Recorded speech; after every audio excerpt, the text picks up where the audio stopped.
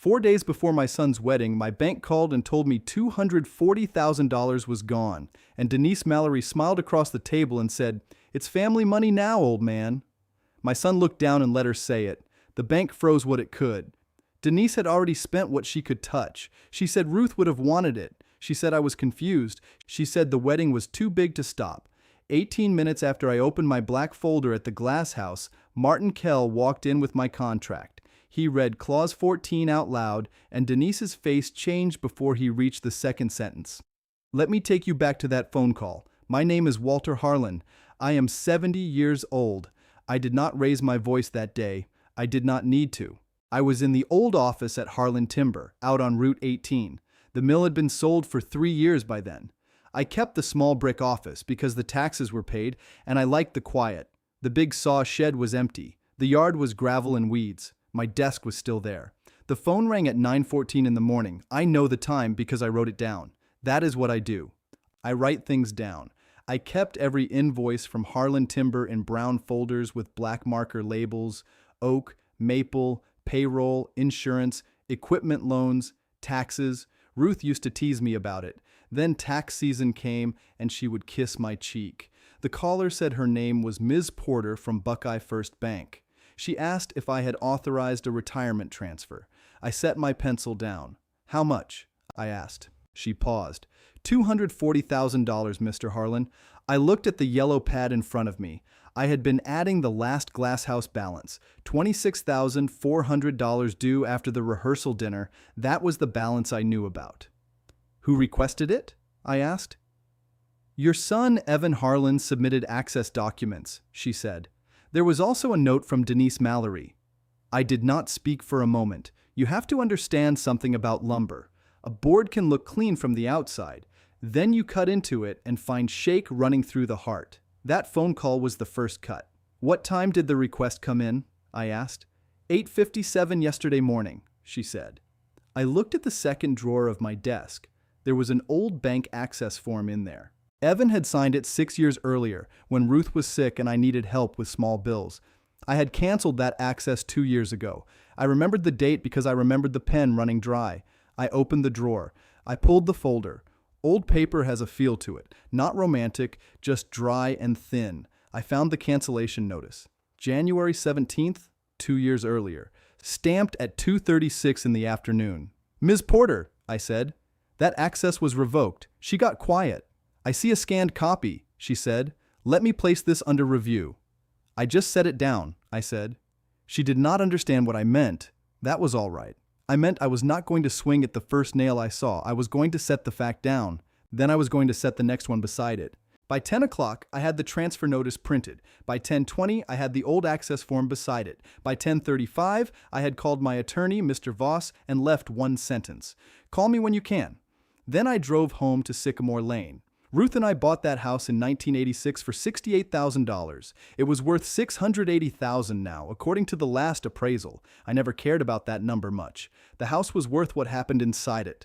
Ruth planted roses along the side fence. She said red roses were too loud, so she chose pale yellow ones. She could make a thing gentle without making it weak. That was her gift. She had been gone 4 years. I still kept her chair by the front window. I still kept her blue mug on the second shelf. I still kept her handwriting wherever I found it. When I turned into the driveway, Evan's truck was already there. My son is 34. He is not a bad man. I need you to hear that. Weak is not the same as evil. Weak is a door left unlocked. Other people walk through it. He stood near the porch with Kelsey Mallory. She was his fiancée. Kelsey was pretty in the polished way some people practice. Her mother, Denise Mallory, stood beside her in a cream pantsuit. Denise owned Mallory Events in Akron. She liked to say she handled high-end weddings. Her husband, Gary Mallory, leaned against his black SUV. He had sunglasses on, though the sky was gray. Gary sold insurance until he stopped showing up at the office. That was how Evan described it once. Nobody looked surprised to see me. That told me something. I got out of my truck. My black document folder sat on the passenger seat. I left it there. Denise smiled first.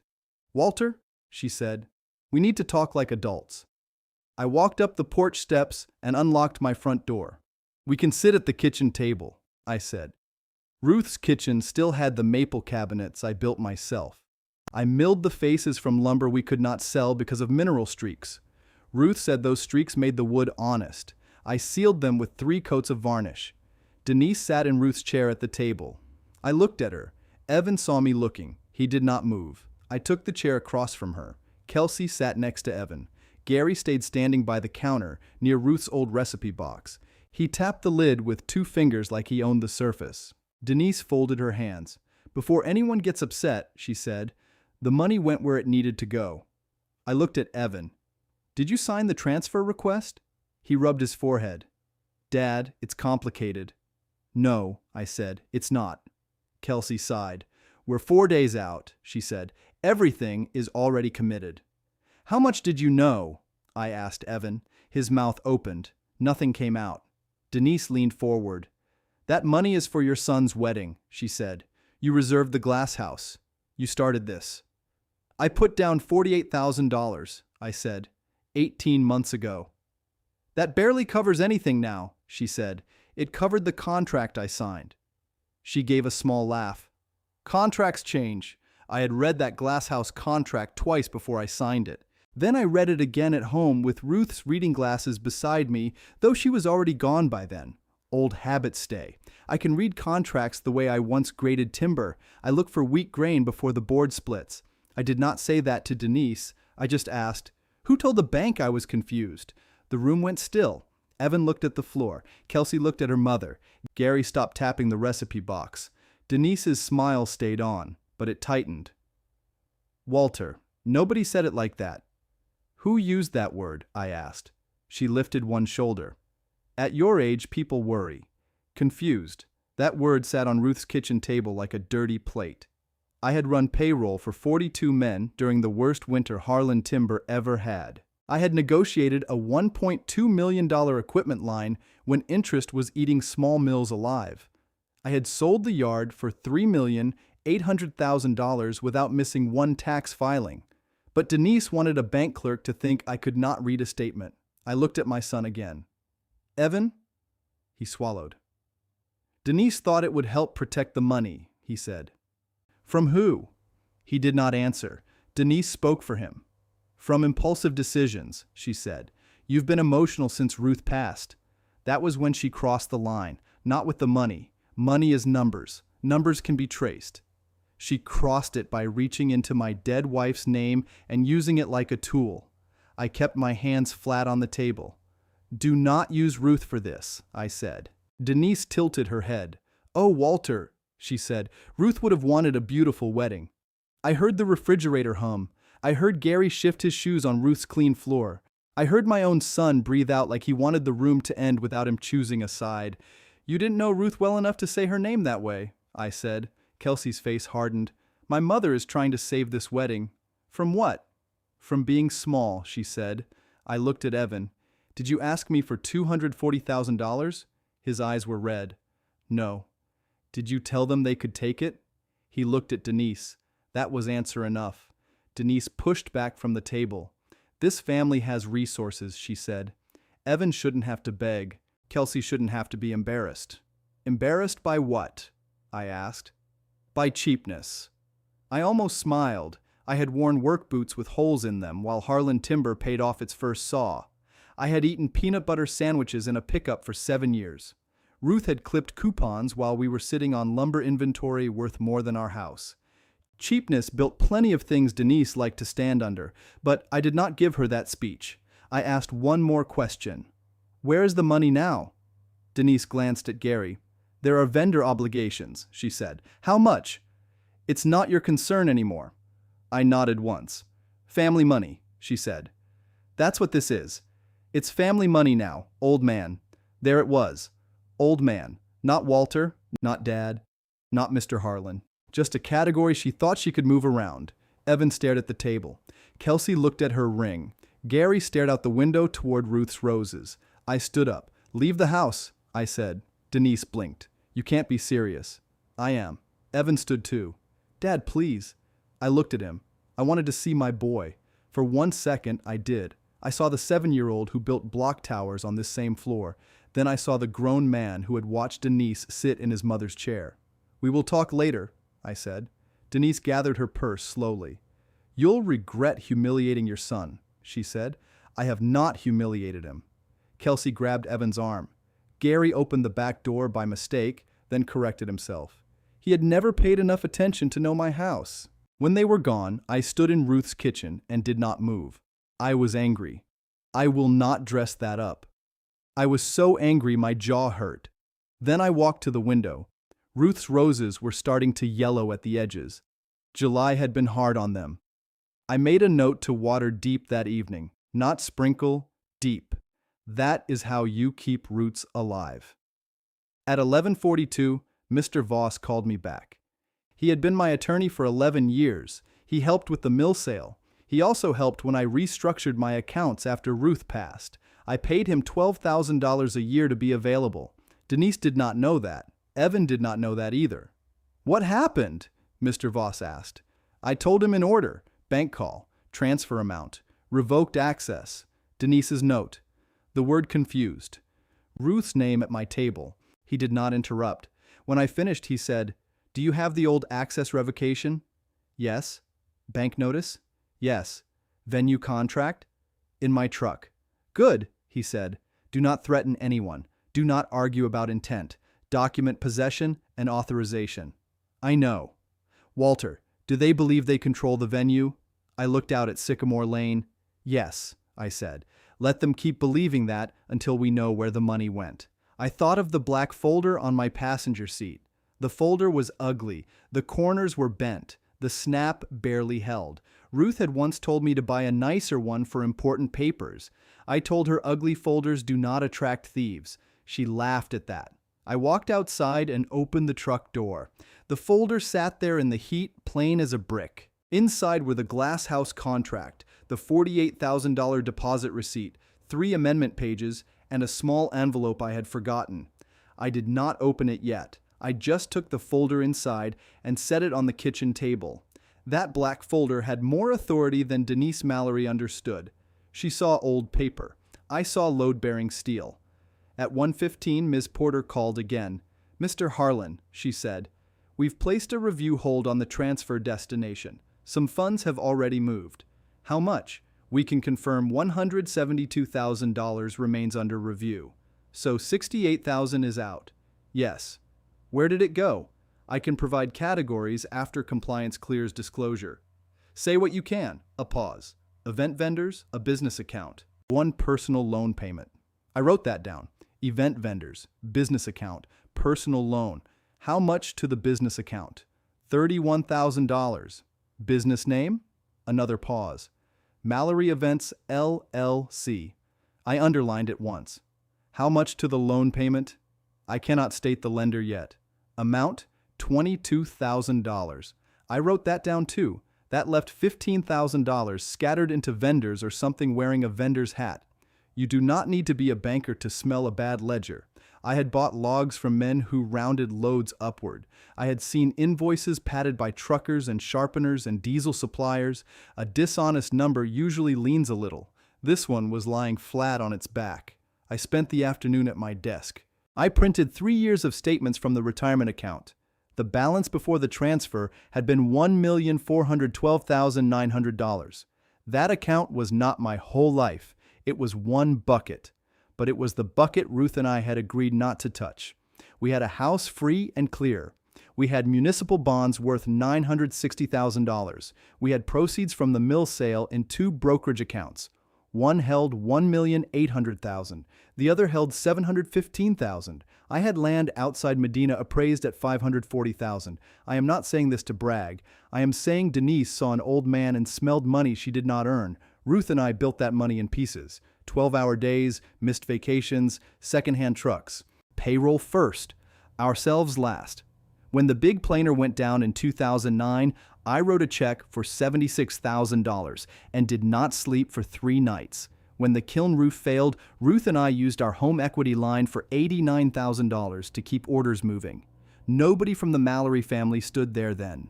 Nobody held a tarp in sleet. Nobody helped Ruth make sandwiches for the night crew. Nobody sat across from me when I told a man I could not give him overtime because the bank had tightened our line. But 4 days before a wedding, Denise called it family money. I pulled the first statement from 6 months earlier. There it was, $5,000. Description: planning advance. The date was April 9th. I stared at it. April 8th was the day Evan took me to lunch at Miller's Diner on West Market. He had asked about my online passwords. Casual, gentle, like a son helping his father. "Dad, you ever think about using one of those password keepers?" he had said. I had eaten half a turkey sandwich. "I keep what I need," I said. He smiled. "I just worry. Kelsey's mom says older people get locked out all the time." I remembered the ketchup bottle between us. I remembered his fingers picking at the paper napkin. I remembered thinking he was nervous about marriage. The next day, $5,000 left my account. Planning advance. I printed that page. I put it in a brown folder. I wrote Mallory transfers on the tab. Then I sat back. The first nail had been driven months before the wall showed a crack. At 4 o'clock, Evan called. I let it ring twice. "Dad," he said. I waited. "I'm sorry about how Mom's name came up." "Ruth," I said. "What?" "Her name was Ruth, not a handle you pull when you need something." He breathed into the phone. "I know." "Do you?" Silence. Then he said, "Denise says the bank might call again. She says you should tell them you approved it." "Why?" "Because if it gets flagged, vendors could pull out." "Which vendors?" "I don't know." "Then why are you asking me?" He sounded tired, younger than 34. "Kelsey is crying," he said. "I'm sorry she is upset." "Dad, did you tell the bank I was confused?" He did not answer right away. That silence had weight. "Denise said it wasn't really saying that," he said. "She said it was just context." "What context?" "That you've been alone, that you forget things sometimes." I looked at the folder on my desk. "When have I forgotten something important?" "I don't know." "Then why did you sign?" His voice cracked. "Because they said you'd ruin everything." There it was again. They, not I, not Kelsey. They. Denise had built a room around him and called it love. "Evan," I said, "listen carefully. I am your father. I am not your bank." "I know." "No, you don't yet." He started to speak, but I stopped him. "Do not submit another document with my name on it." "It wasn't like that." "It was exactly like that." He whispered, "I'm scared." I closed my eyes. That got through. I hated that it did.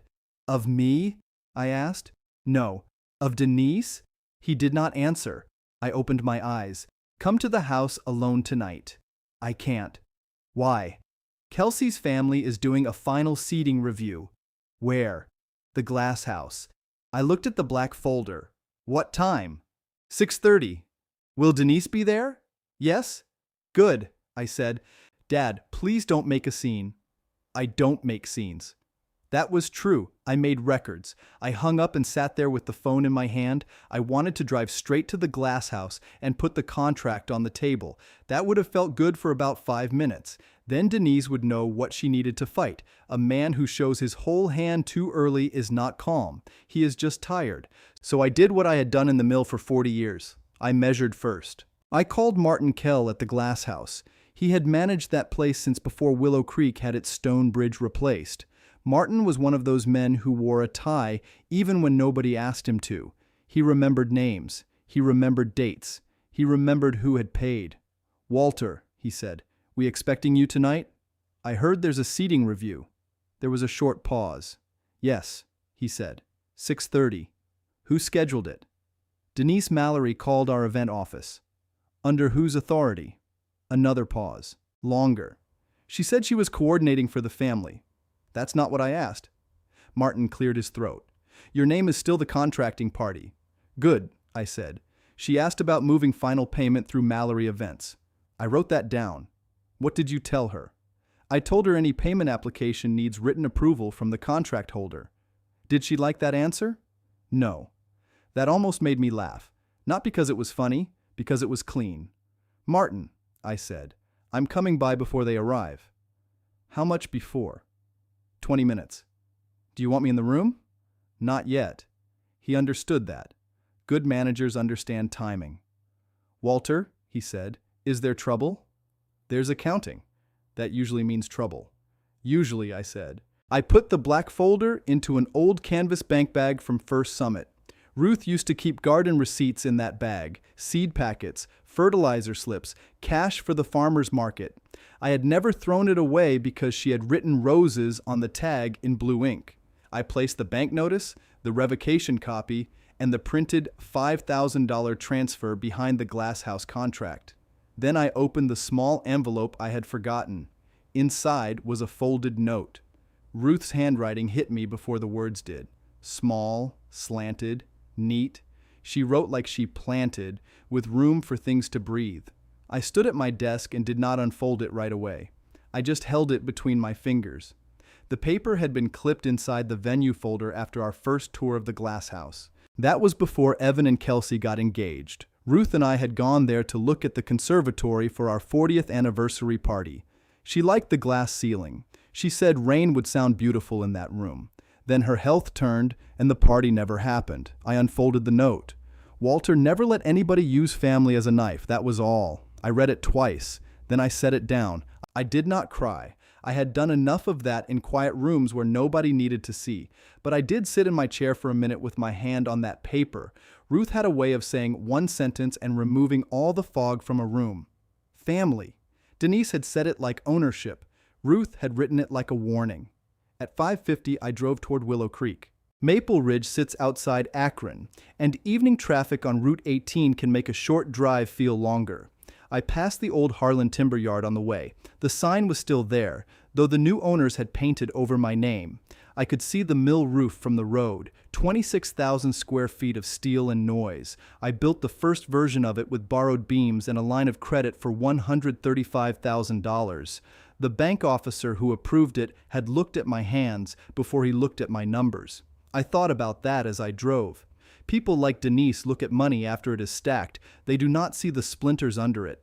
The glass house at Willow Creek sat behind a row of maples and a curved limestone wall. It was a handsome building, too handsome for some of the nonsense people did inside it.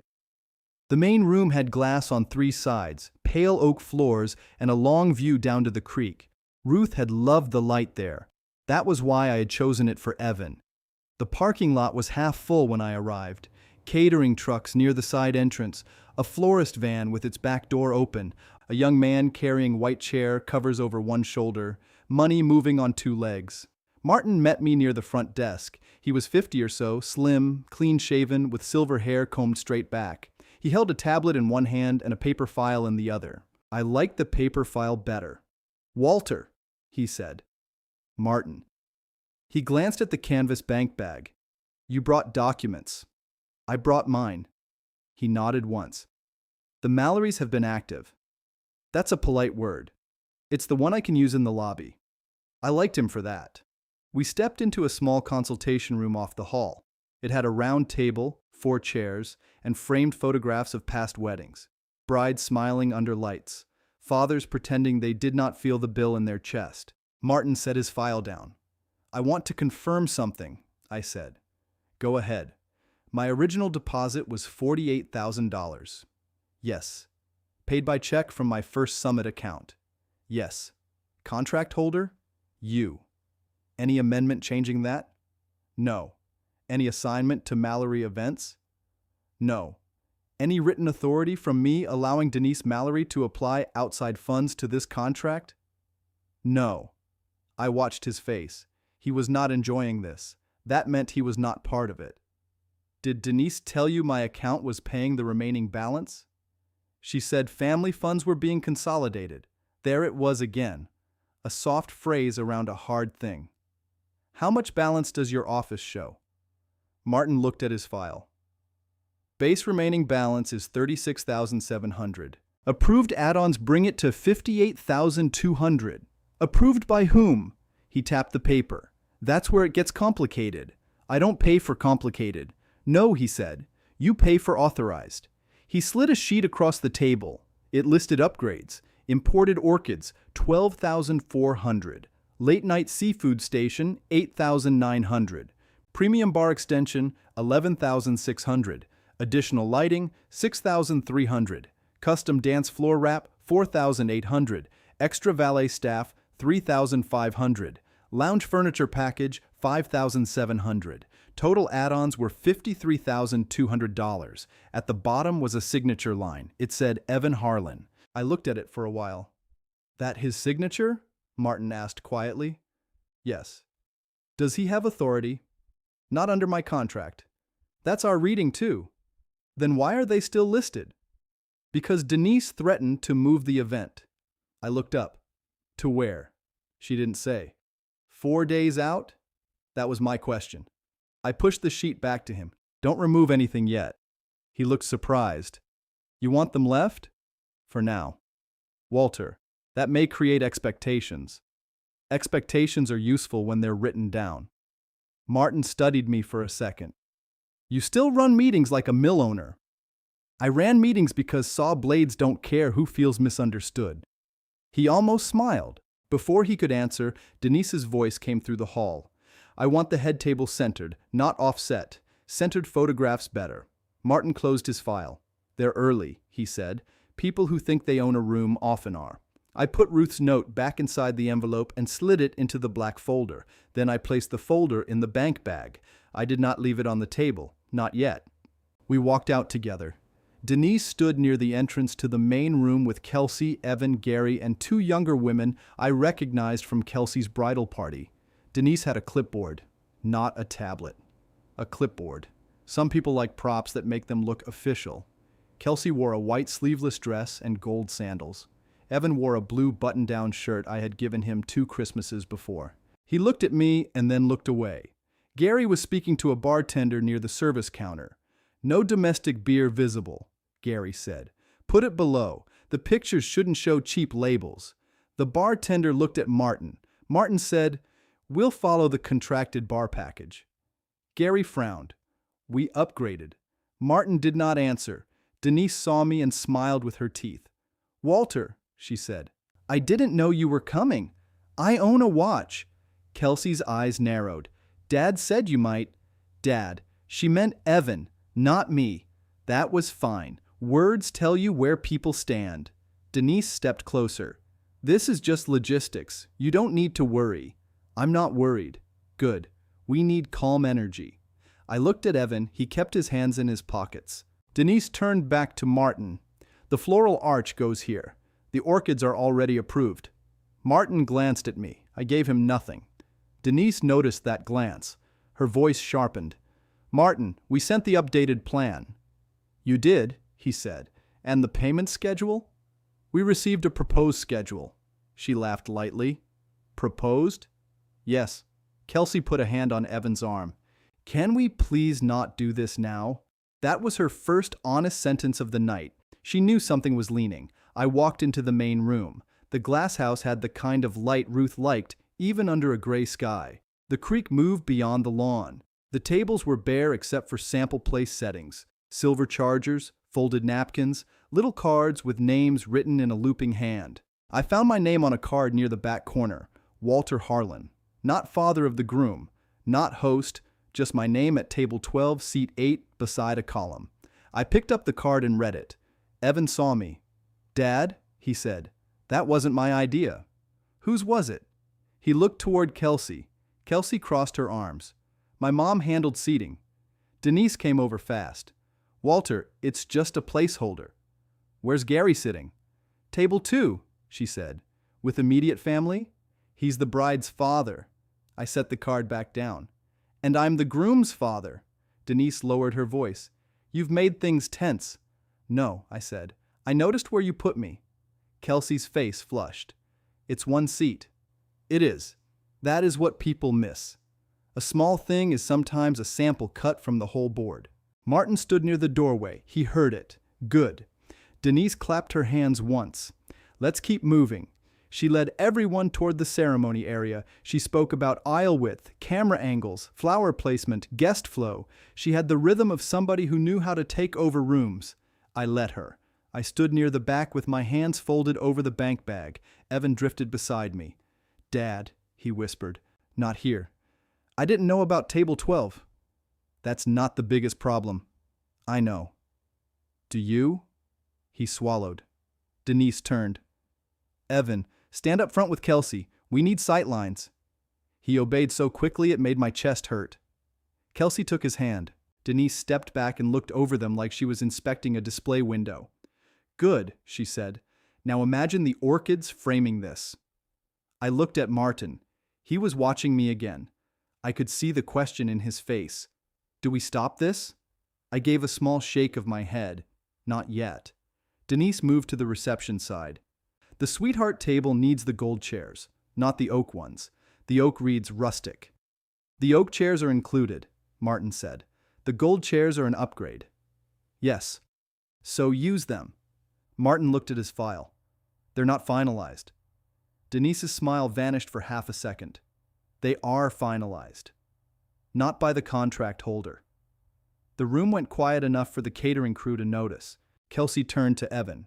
"Say something." Evan looked at Martin. "I signed the upgrade list." Martin kept his voice even. "You did. Then what's the issue?" Martin did not answer. He looked at me. That was the first partial crack. Not the break, just a sound in the beam. Denise followed his eyes. "Walter," she said, "are you interfering?" "No." "Then why is Martin acting like this?" "You'd have to ask Martin." She stepped toward me. "We don't have time for games. I don't play them." Gary walked over with the bartender behind him. "What's going on?" Denise pointed at Martin. "He's questioning finalized upgrades." Gary's face changed. Not anger first, fear first. Then anger put on a coat over it. "We paid for those," he said. "With what?" I asked. He looked at me. "What?" "With what money?" Denise spoke before he could. "Walter, don't start." I asked Gary. Gary took off his sunglasses and tucked them into his collar. "Family money." I nodded. Denise gave him a sharp look. He had said the phrase too soon. "Whose family?" I asked. Kelsey's voice rose. "This is humiliating." "Not yet," I said. Evan looked at me then. Really looked. Denise pointed her clipboard at my bank bag. "Did you come here to threaten us with papers?" "No." "Then why are you carrying that?" "Habit." "That's what this is?" she said. "A habit?" I looked at her. "Every bad invoice I ever caught started with somebody annoyed that I kept paper." Gary snorted. "This isn't a lumber yard." "No," I said. "It has cleaner floors." The bartender turned away. Martin stared at his tablet like he had suddenly found something important there. Denise's jaw tightened. "Walter," she said, "you need to decide if you're part of this family." There it was, the hook again. Family as a gate, family as a bill, family as a word she could aim. I felt Ruth's note inside the folder against my palm through the canvas. "I already decided," I said. "Then act like it." Kelsey wiped under one eye. "My friends are flying in tomorrow." "I know." "The hotel block is full." "I know." My dress was $14,000. I did not buy the dress. She stared at me like I had slapped the air. Evan said, "Dad, please." That please was doing a lot of work. It meant don't embarrass me. It meant don't force me to choose. It meant I know this is wrong, but I need you to carry it anyway. I had carried him when he had a fever at age 5. I had carried him asleep from the truck after late baseball games. I had carried his college shortfall when his scholarship changed, $23,600 in one cashier's check. Carrying a child is love. Carrying a grown man's cowardice is something else. Denise softened her voice. That was when she was most dangerous. "Walter, just approve the payments," she said. "You can sort the rest out after the wedding." "After?" "Yes, after the money is gone," she smiled. "After your son has his day." "My son," I said, "is standing right there." Evan looked down. Denise glanced at him. "He wants peace." I turned to Evan. "Is that true?" He opened his mouth. Kelsey squeezed his hand. He closed it again. That silence was not empty. It was signed. Martin said, "We can pause the walkthrough." "No!" Denise snapped. Then she caught herself. "No, thank you." Gary muttered, "This is ridiculous." I heard him. Everyone did. I walked to the sample head table and set the canvas bank bag on it. Denise went still. I unzipped it. Slowly. Not for drama. Because the zipper was old and caught near the corner. I took out one sheet, not the contract. The frozen transfer notice from Ms. Porter. I placed it face down on the table. Denise stared at it. "What's that?" she asked. "A bank notice." Kelsey looked at her mother. "Mom?" Denise did not answer her. I put one finger on the paper. $240,000 was requested from my retirement account this morning. Gary's mouth opened a little. He knew the amount. That told me something. Kelsey said, "That was for the wedding." "No," I said. "That was from my retirement account." Denise stepped forward. "Walter, don't confuse people." Confuse. She should not have used that word in a glass room full of witnesses. Martin looked up from his tablet. Evan shut his eyes. Gary looked toward the service hall. Kelsey's face went pale under her makeup. I kept my finger on the paper. "Who told the bank I was confused?" I asked. Denise laughed once. "We already discussed this." "No, you talked around it. This isn't the place. It is a place with witnesses." Martin said quietly, "Do you want staff to leave?" "No," I said. "They can keep working." The two catering workers pretended not to listen while listening hard. I did not blame them. People hear money differently when it is large. Denise lowered her voice. "You're embarrassing yourself. I'm asking a question." Evan said, "Dad." I looked at him. "Answer it." He shook his head slightly. "Evan," I said, "answer it here." Kelsey whispered, "Don't." That told me she knew enough. Evan took one step away from her. It was small, maybe 6 inches. Sometimes 6 inches is a mile. "Denise said the bank would respond faster," he said. Denise's face hardened. "That's not what I said." Evan kept looking at me. "She said if we told them you were losing track of approvals, they'd treat it like protection."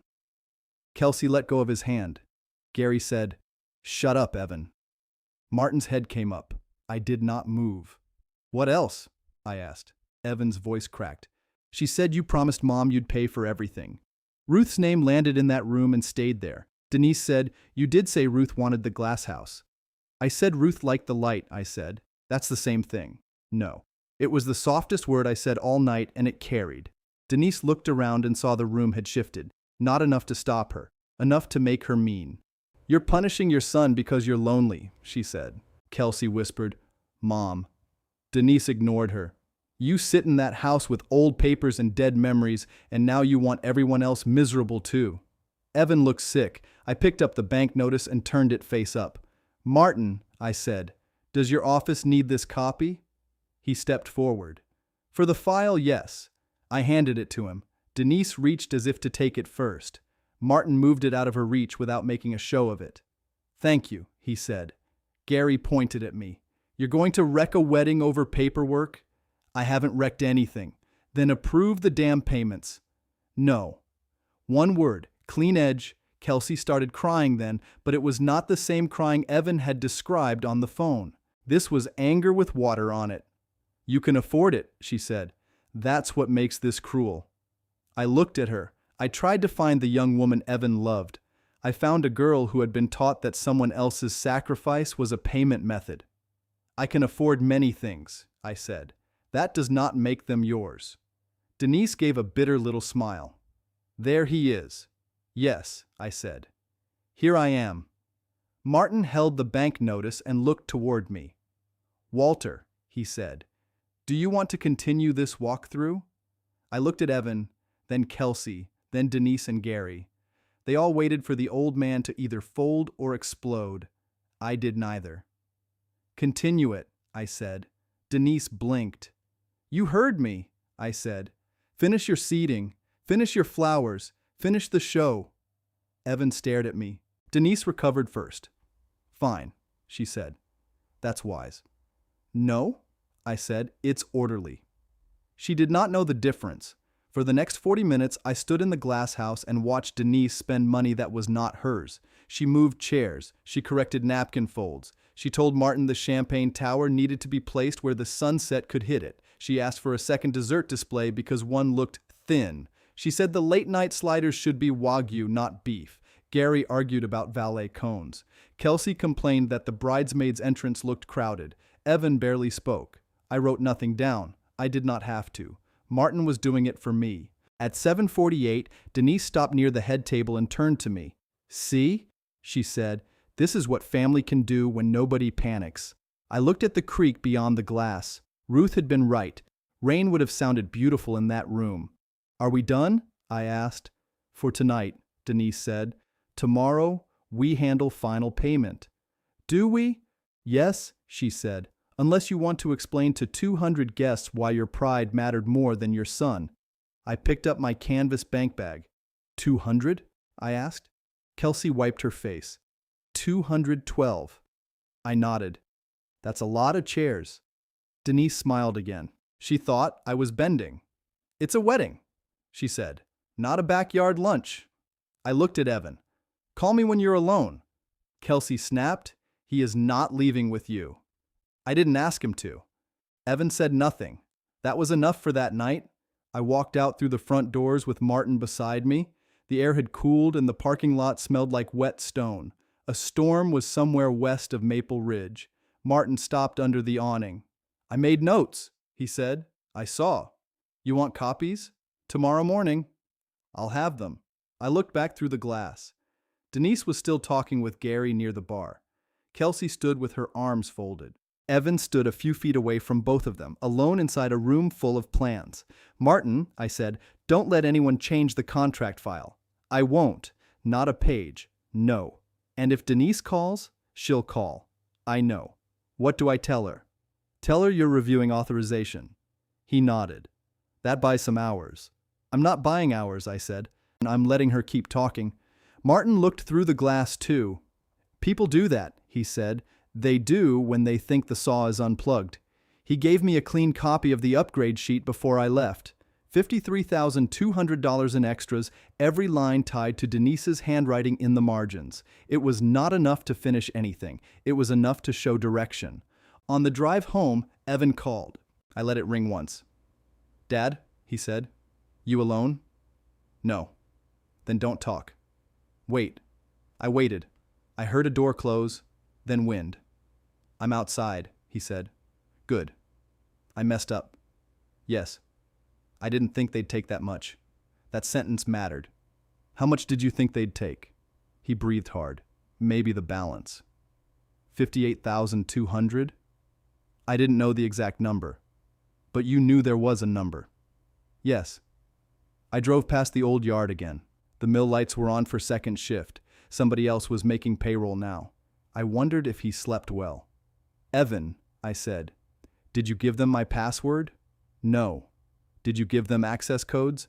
No. I swear. Then how did they move the money? I signed a family authorization statement. What did it say? I don't remember all of it. Try. It said I had standing permission to coordinate wedding expenses from funds you set aside. I gripped the wheel a little tighter. What funds? I thought it meant the venue deposit. No, I said. You didn't. He said nothing. You knew it meant more. I hoped it didn't. That was the first straight thing he had said all day. Who wrote it? Denise. Who sent it? Kelsey uploaded it. When? This morning. At what time? Maybe 8:20.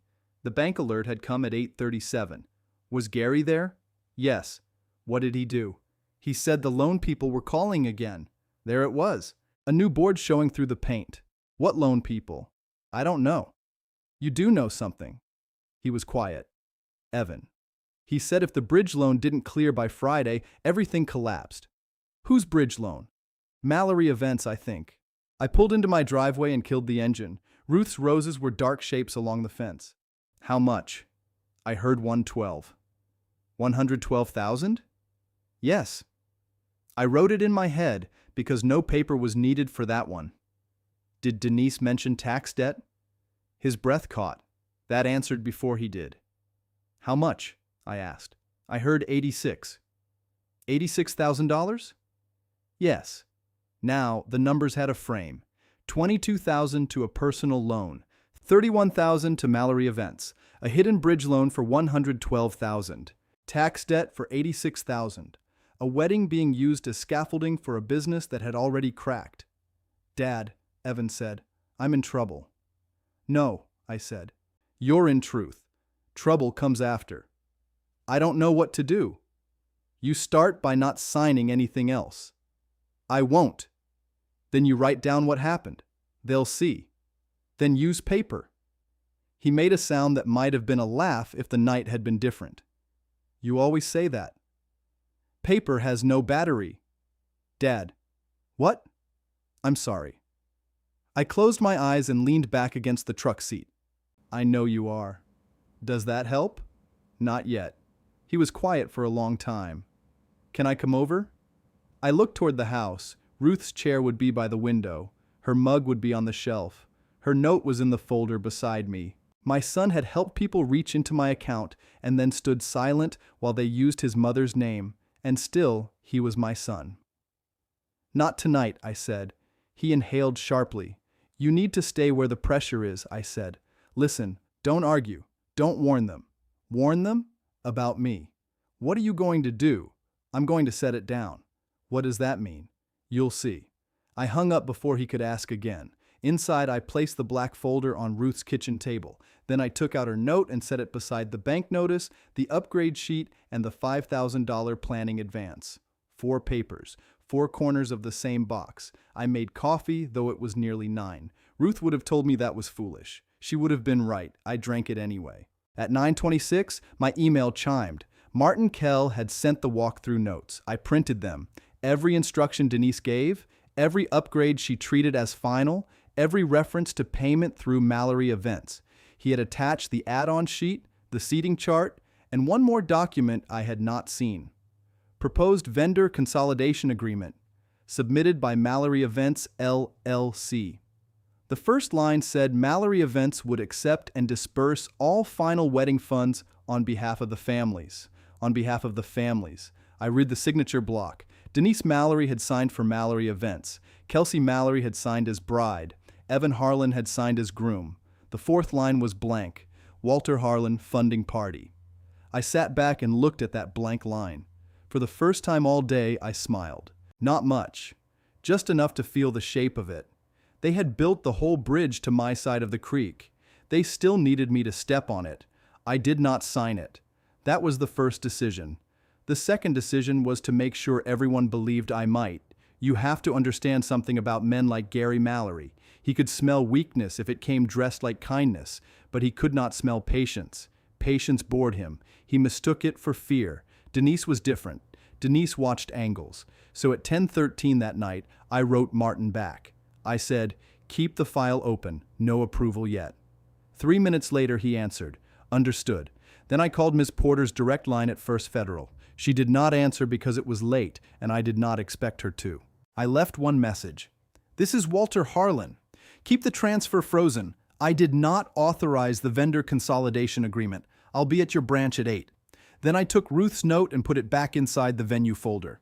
I did not read it again. Some words get weaker if you keep touching them. I slept badly. I won't dress that up. I woke at 2:40, then 4:10, then 5:38. The house on Sycamore Lane made its ordinary sounds. Furnace, refrigerator, one branch against the siding near Ruth's sewing room. At 6, I made toast and did not eat it. At 7:20, I was in the truck with the black folder on the seat and the canvas bank bag on the floor. The sky over Maple Ridge was low and gray, and Route 18 had that damp smell the mill yard always had after rain. I drove past Harlan Timber slow enough to see the old front gate. The sign still had my name on it, even though I had sold the operating company 3 years before for $1,900,000 and kept the back acreage under a separate deed. People missed that part. They heard retired and thought finished. They heard widower and thought soft. They heard 70 and thought manageable. First Federal opened at 8. Ms. Porter met me at the side desk, not the teller counter. She had 2 folders ready and a face that told me she had been reading since before coffee. Mr. Harlan, she said, we need signatures. I brought mine. She looked toward the conference room. And a fraud affidavit.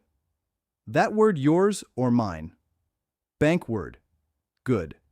Inside the conference room, she laid out the transfer request, the family authorization statement, and the upload receipt. I put my reading glasses on and sat with my hands flat on the table. I read every line. The family authorization statement was worse than Evan remembered. Denise had written that I had verbally designated my son and future daughter-in-law to coordinate all wedding-related disbursements from funds held for family celebration purposes. Family celebration purposes. That sounded like a phrase made by somebody who did not want to say retirement. I pointed to the last paragraph. What does this sentence do? Ms. Porter turned the page toward herself. It claims you were aware of your own limitations. Read it. She hesitated. Please. She read it in a steady voice. Due to recent confusion by Mr. Harlan concerning vendor names and online payment timing, family members request protective coordination to avoid late penalties. Confusion. There it was again, sitting on bank paper like it owned a chair. I sat there and felt my face go quiet. That was the word they had chosen to pry open the door. Not generous, not busy, not grieving, confused, as if 50 years of measuring board feet meant I could not read a line item, as if payroll for 38 men had been handled by luck, as if Ruth and I had built our life on one leased saw, a mud lot, and confusion. Ms. Porter slid the affidavit closer. You can state you did not write this. I did not write it, and did not approve it. I did not approve it, and did not authorize Evan Harlan, Kelsey Mallory, Denise Mallory, Gary Mallory, or Mallory Events, LLC to request that transfer. No. She wrote as I spoke. Do you want to file against all named parties? I looked at the paper. My son was used, I said, but he signed. That's not a no. No, I said, it isn't. She waited. File the review around the document, I said. Let the signatures speak first. That's careful. That's how you keep the blade straight. She nodded, though she was a banker, not a Sawyer. Then she showed me the upload log. Kelsey's email had sent it at 8:22 in the morning. Mallory Events had been copied at 8:23. At 8:31, somebody from Mallory Events called the bank and asked whether a large transfer could clear same day if the account holder was not responsive. Who called? I asked. Ms. Porter turned another page. Denise Mallory. I did not speak for a moment. Did she use my name? Yes. What did she say? Ms. Porter's mouth tightened. She said you had agreed but were becoming emotional. Emotional. She also asked if a medical letter was necessary. That was new. I leaned back. From who? She didn't name a doctor. Did she have one? Not in the file. Good. Ms. Porter looked at me over the top of her glasses. Mr. Harlan, if one appears, call me first. I will. She stamped the affidavit after I signed it. 3 clean strikes. The sound filled that small room. Then she slid a copy of the frozen transfer notice into my folder. The $240,000 stays in suspense, she said. It does not leave your account while this review is open. How long? Long enough. I almost smiled. That's a bank answer. It's the only one I can give. I left First Federal with one more paper and a colder kind of anger. It was not hot anymore. Hot anger wastes motion. Cold anger goes where you aim it. At 8:56, Denise called. I let it ring. At 8:57, she called again. At 8:59, Gary called. At 9, Evan texted, please don't answer them yet. I wrote back one word. Don't. At 9:11, Martin called from the glass house. Walter, he said, Denise is here. At the venue? In my office. What does she want? She wants to know why the vendor consolidation is unsigned. What did you tell her? I said it's under review. Good. She brought Gary. Of course. And Kelsey. I looked at the road ahead. I was parked outside the bank watching a delivery truck block half of Maple Avenue while the driver wrestled with a handcart. Is Evan there? No. That mattered. Put me on speaker, I said. Martin was quiet for half a second. You sure? Yes. I heard a soft click, then a room. Voices in the background. Denise was already talking before Martin finished saying my name. Walter, this is childish. Good morning, Denise. Don't good morning me. Gary said, where are you? In my truck. Kelsey snapped, why are you doing this? Doing what? Ruining everything. Nothing is ruined. Denise cut in. The bank said funds are delayed. Frozen, I said. Nobody spoke. Then Gary said, what? Frozen. Denise's voice changed. That's not accurate. It is. You don't know what you're talking about. I looked at the bank folder beside me.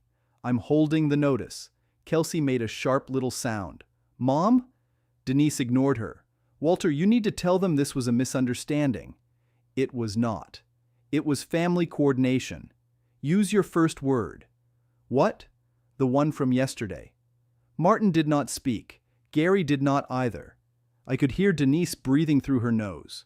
"I don't know what you mean," she said. "You do." Kelsey said, "Mom, what word?" Denise's voice went flat. "This is family money." There it was. Not shouted, not accidental, chosen. I let it sit there in Martin Kell's office with the glass walls and the neat contracts and the venue staff pretending not to hear. "No," I said, "it isn't." Gary slammed something, maybe his hand on a desk. "You old fool."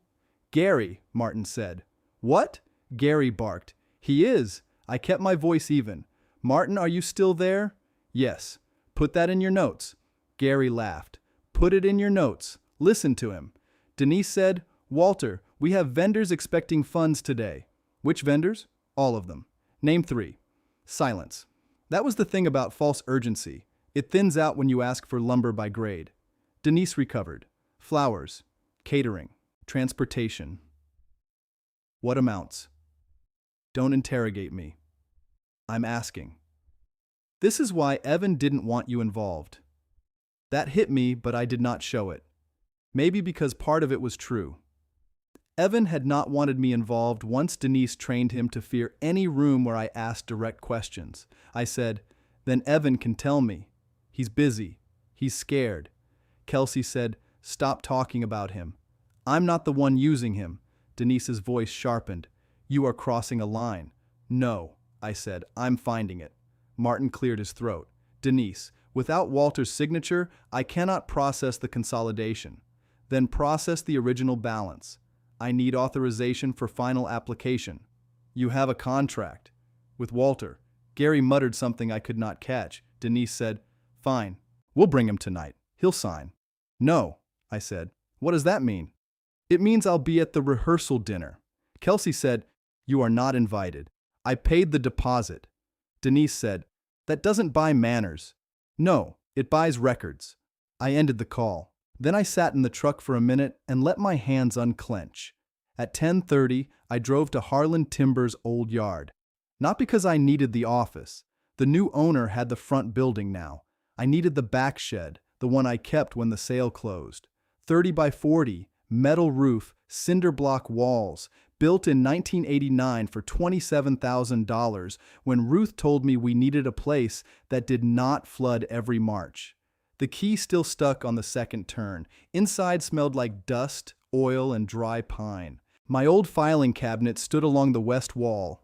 Brown folders, white labels, years written in black marker. I pulled the drawer marked family, venue, taxes. People make fun of paper until paper is the only sober witness in the room. I found the appraisal on the Sycamore Lane house.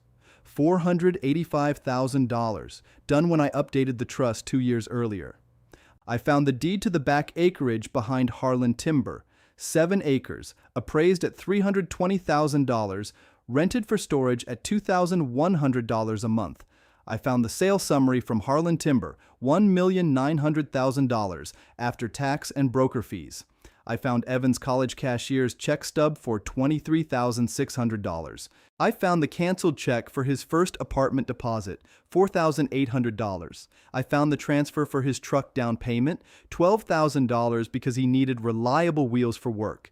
I set those papers in one stack, not to punish him, to remind myself that love had already had a ledger. Then I found the original Glass House folder, $48,000 deposit, signed 18 months earlier. Walter Harlan as contracting party. Ruth's note clipped behind page 2. Clause 14 on page 7. I read clause 14 again. Only the contracting party named herein may authorize application of deposits, additions, continuation, transfer, modification, or cancellation of the event.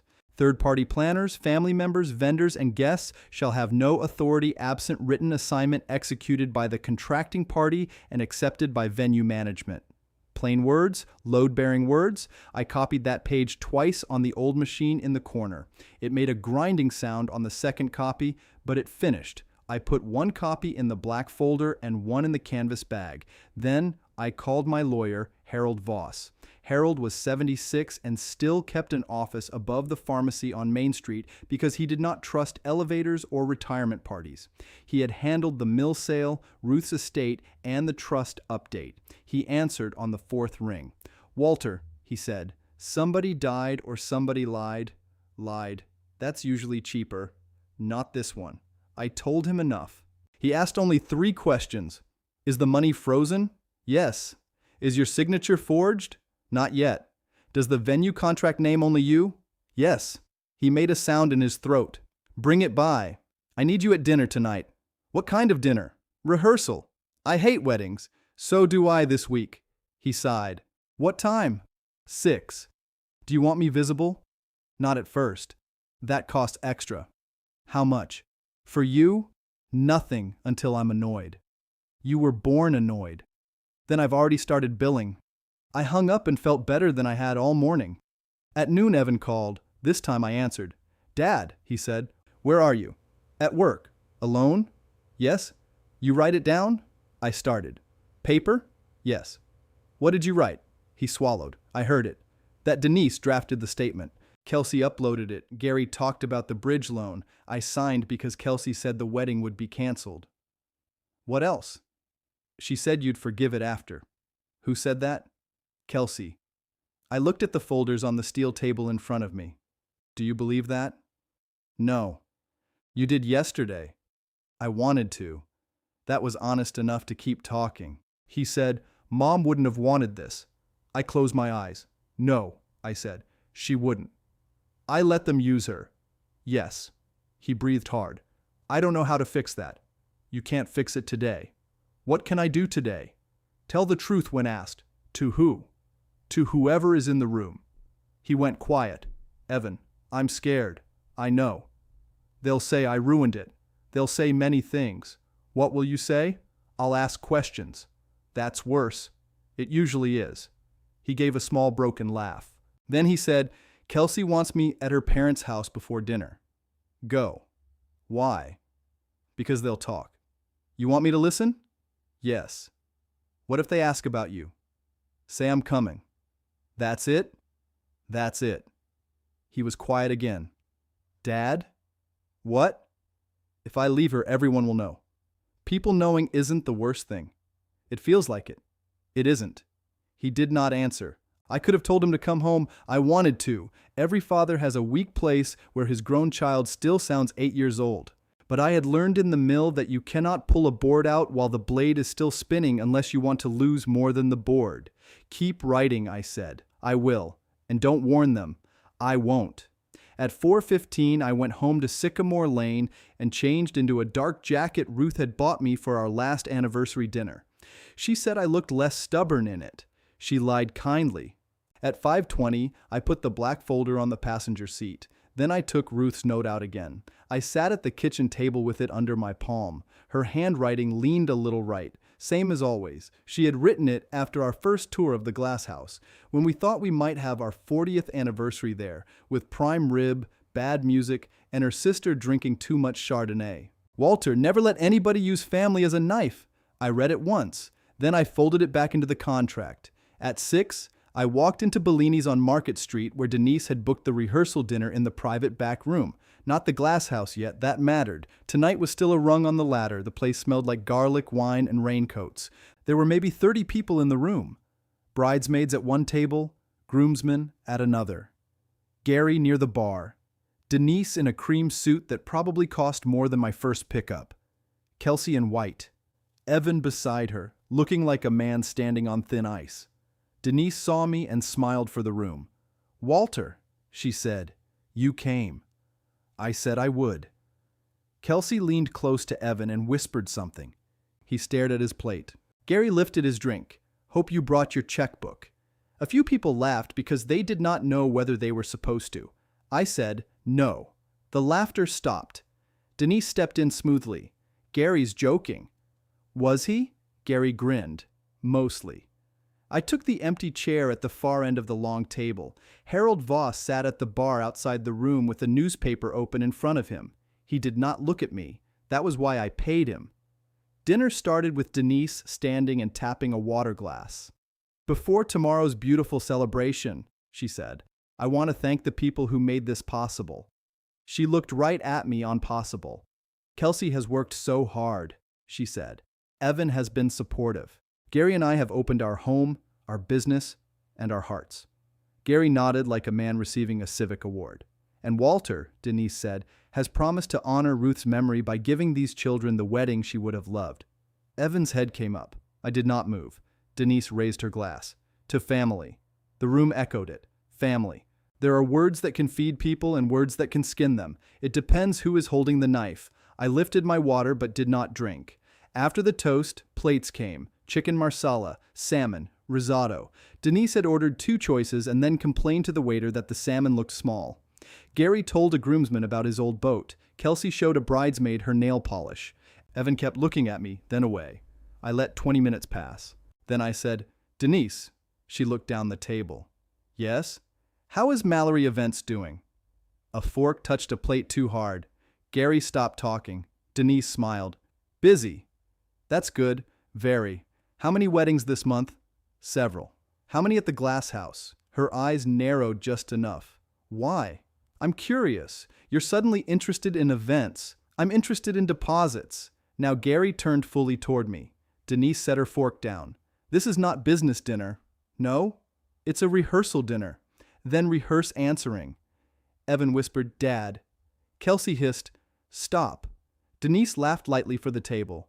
Walter spent his life with lumber. He thinks every question is a board invoice. I do. And not every woman running a company needs a man checking her math. A bridesmaid nodded at that. She had no idea what table she was at.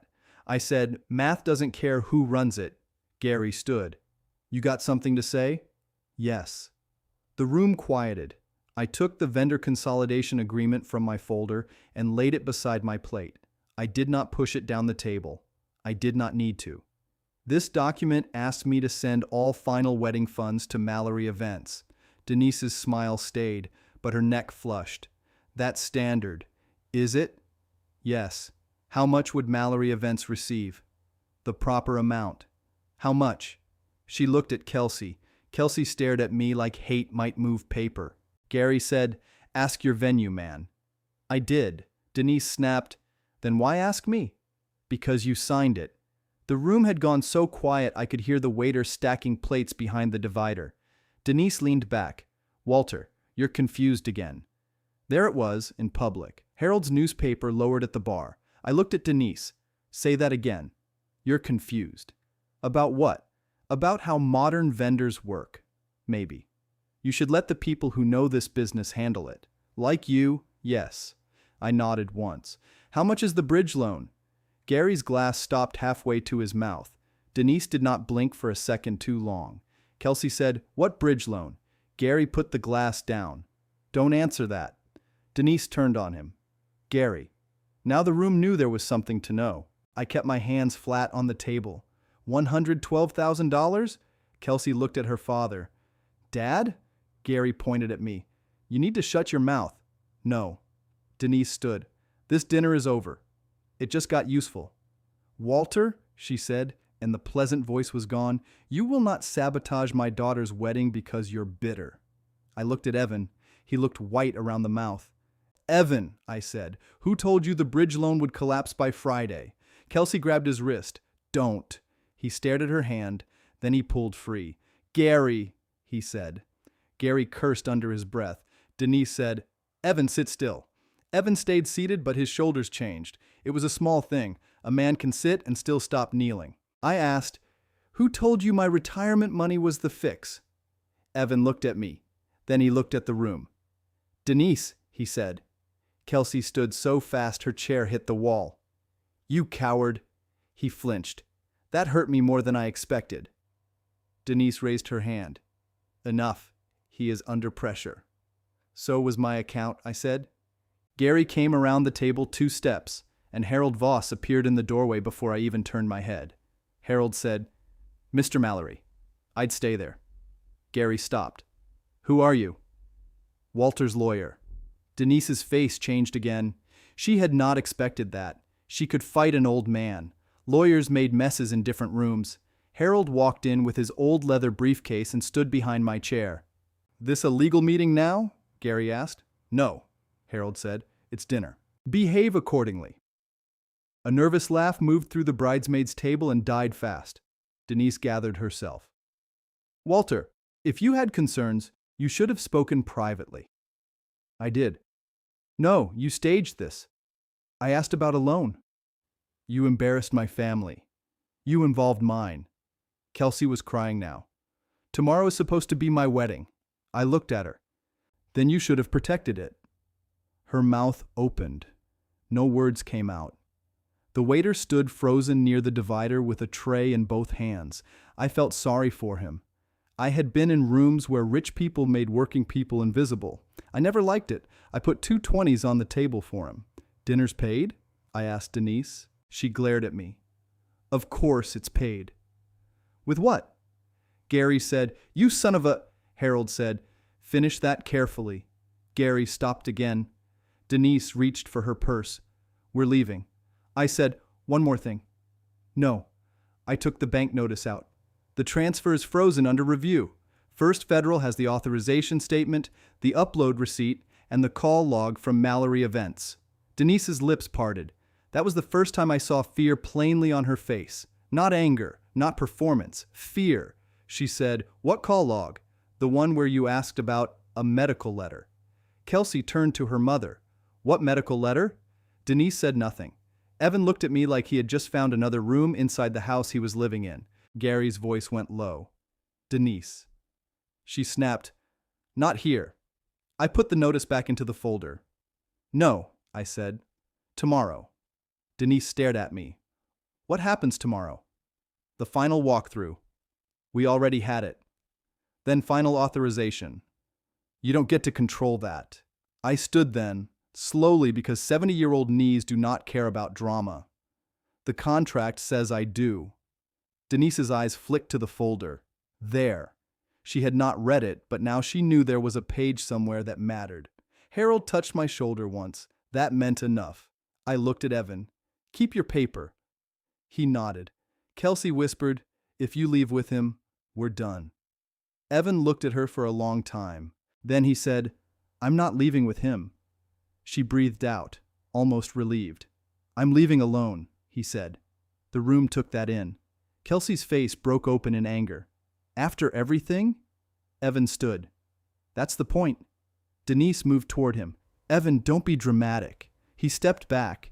It was only one step, but it was his this time. I did not wait to see what he did next. That was his board to carry.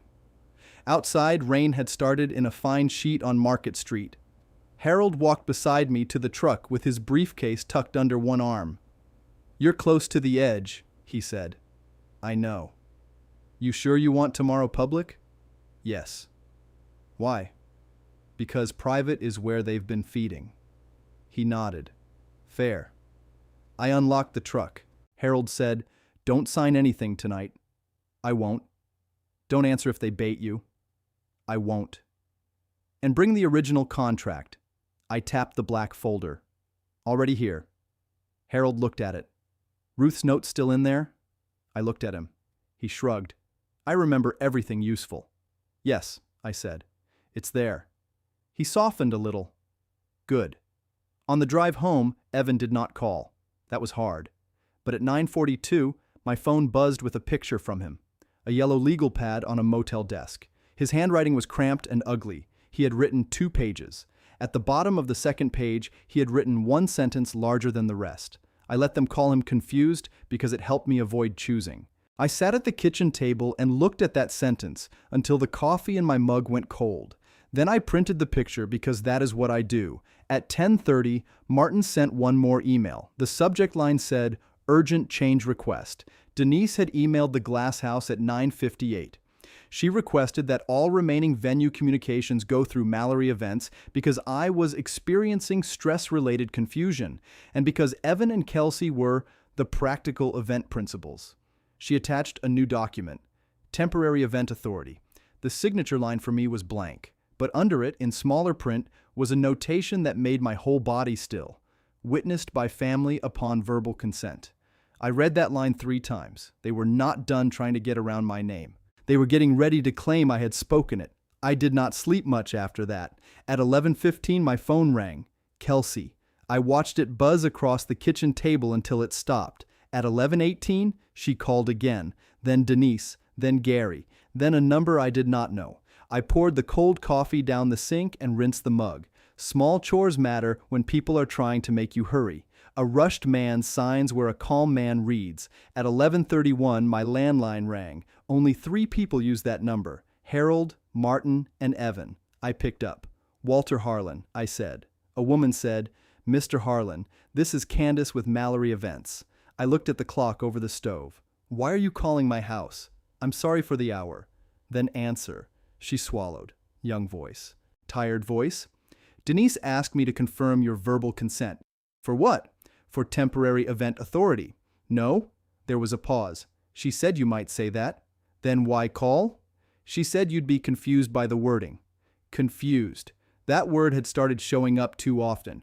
Once as an insult, twice as a tactic, 3 times as a job. I sat down and pulled a yellow pad toward me. What's your last name, Candace? I don't want to be involved. You called me. My name is Price. Are you at Mallory Events now? Yes. Who else is there? Another pause. Denise. Anyone else? Gary. Is Evan there? No. Is Kelsey? Yes. I wrote each name down. Is this call being recorded? No. Good, I said. Write this down. I don't think I should. You should. I'm not giving verbal consent. I'm not assigning event authority. I'm not authorizing Mallory Events to speak for me. I'm not transferring, modifying, continuing, canceling, or paying anything through Denise Mallory. Candace breathed into the phone. That's a lot. It's the point. She won't like that. I don't require her to. Behind her, I heard a muffled voice. Denise. I could not make out words, but I knew that tone. It was the tone of a woman trying to shove a chair under a table while company watched. Candace said, She wants to speak with you. No, she's right here. I heard you. Mr. Harlan, please. Candace, are you paid on payroll or contract? What? Payroll or contract? Contract. How much does Mallory Events owe you? She went quiet again. Don't lie for a person who owes you money, I said. I heard a small sound then, not crying. Close. 7,800, she said. I wrote that down too. For what? 3 events, design work, vendor calls. Has she paid you anything this month? No. Then listen to me. Send me the email Denise gave you tonight. Use the address on my venue contract if you have it. I'll lose my job. You don't have a job, you have an unpaid invoice. Denise's voice came clear then. Give me that phone. The line scraped. Then Denise was there. Walter, you're calling late. You humiliated my daughter. No, you did. She helped steal from me. She is a bride under pressure. She is an adult. Denise lowered her voice. That was when she was most dangerous. You're making a mistake. Tomorrow will be full of people. Vendors, family, staff. If you come in acting hostile, everyone will see it. I expect so. Then think about Ruth. I did not move. Denise said, would she want people whispering about her son? I looked at Ruth's note beside the black folder. The lamp made the paper look thin. Don't use my wife's name. She loved Evan. Yes, she'd want peace. She'd want truth first. Denise gave a hard little laugh. You always were simple. That helped in lumber. This isn't lumber. No, I said. Wood has better grain. She stopped for half a second. You think you're clever with that contract. I think I can read. The wedding is not yours. The contract is. The event is for my daughter. The signature is mine. You gave this as a gift. I gave a venue. I didn't give you my account. She breathed hard once. Evan told us you wanted this. Put that in writing. What? Send me an email saying Evan told you I wanted this. You know what? Maybe we should discuss competency formally. There it was. Not confusion now. Competency. The word came across the line with polished shoes on it. You do that, I said. I know attorneys too. Bring them. I'll bring more than that. Good night, Denise. I hung up before she could spend another one of Ruth's memories. At 11:48, Candace Price sent the email. It came from a personal Gmail address. No subject, one attachment. I opened it on the old desktop in the den. Denise had sent her instructions at 10:07. Candace, call Walter's residence. Confirm verbal consent for temporary event authority. He is resistant but suggestible if Ruth and Evan are mentioned. Use phrase, protect the wedding. If he refuses, note confusion and stress. Need 2 family witnesses for morning. I read it once, then I printed it. N. The printer clicked and whined in the dark house. Ruth used to hate that printer. She said it sounded like a racetrack losing a wheel. I almost smiled, but I did not get there. I put Candace's email behind the bank notice. Then I wrote a new label on a brown folder. Verbal consent attempt. I just set it down. That sounds like nothing. It is not nothing. Men like Gary think action means volume. Women like Denise think action means pressure. In my old line, action was knowing which stack would warp before the weather turned. You moved it early. You braced it right. Then you let moisture prove you correct. At 12:20, Evan called. I answered. Where are you? I asked. Motel off Route 18. Which one? Pine Rest. That was 7 minutes from the old mill. Cheap place, blue sign. Vending machine outside. I had once put new cedar trim in the office for $800 and never got paid. You safe? Yes. You alone? Yes. What happened? He sounded scraped out. Kelsey came to the motel. When? 20 minutes ago. Is she gone? Yes. What did she want? She wanted me to sign something. My hand tightened around the phone. What? Statement of support. For who? For her mother. It said you promised the money as a gift. It said I saw you give verbal consent. Did you sign? No. I looked at the kitchen window. It reflected an old man in a dark jacket with a phone to his ear. My face looked calm. I did not feel calm. What did she say? She said if I loved her, I'd protect her. And? I asked her from what. I waited. She said from you. That one sat in the room. I'm sorry, he said. I know. I should have seen it earlier. Yes. He made a small noise. Dad.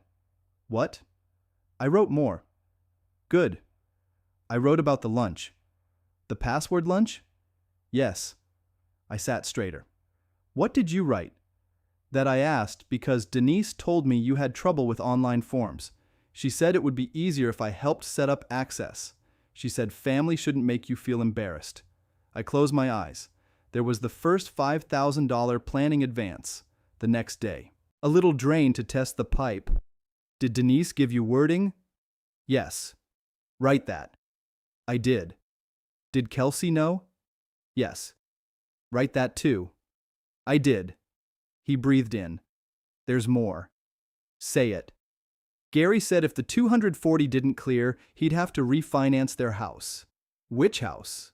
The one on Briar Court. I knew the house. Big brick place, white columns, too much roof. It had sold 8 years earlier for $475,000. He said there isn't enough equity, Evan said. Why? I don't know. Did he mention liens? He mentioned a tax thing. State or federal? I don't know.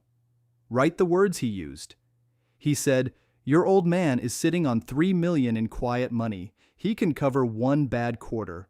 I let that pass through me. $3 million in quiet money. They had not guessed far wrong. That was the thing about vultures. Sometimes they know exactly where the meat is. They just pretend hunger gives them rights. Did he say who told him that number? Denise. Write it. I will. Don't sleep at that motel with the curtains open. What? Close them. Chain the door. She wouldn't. She came once. He said nothing.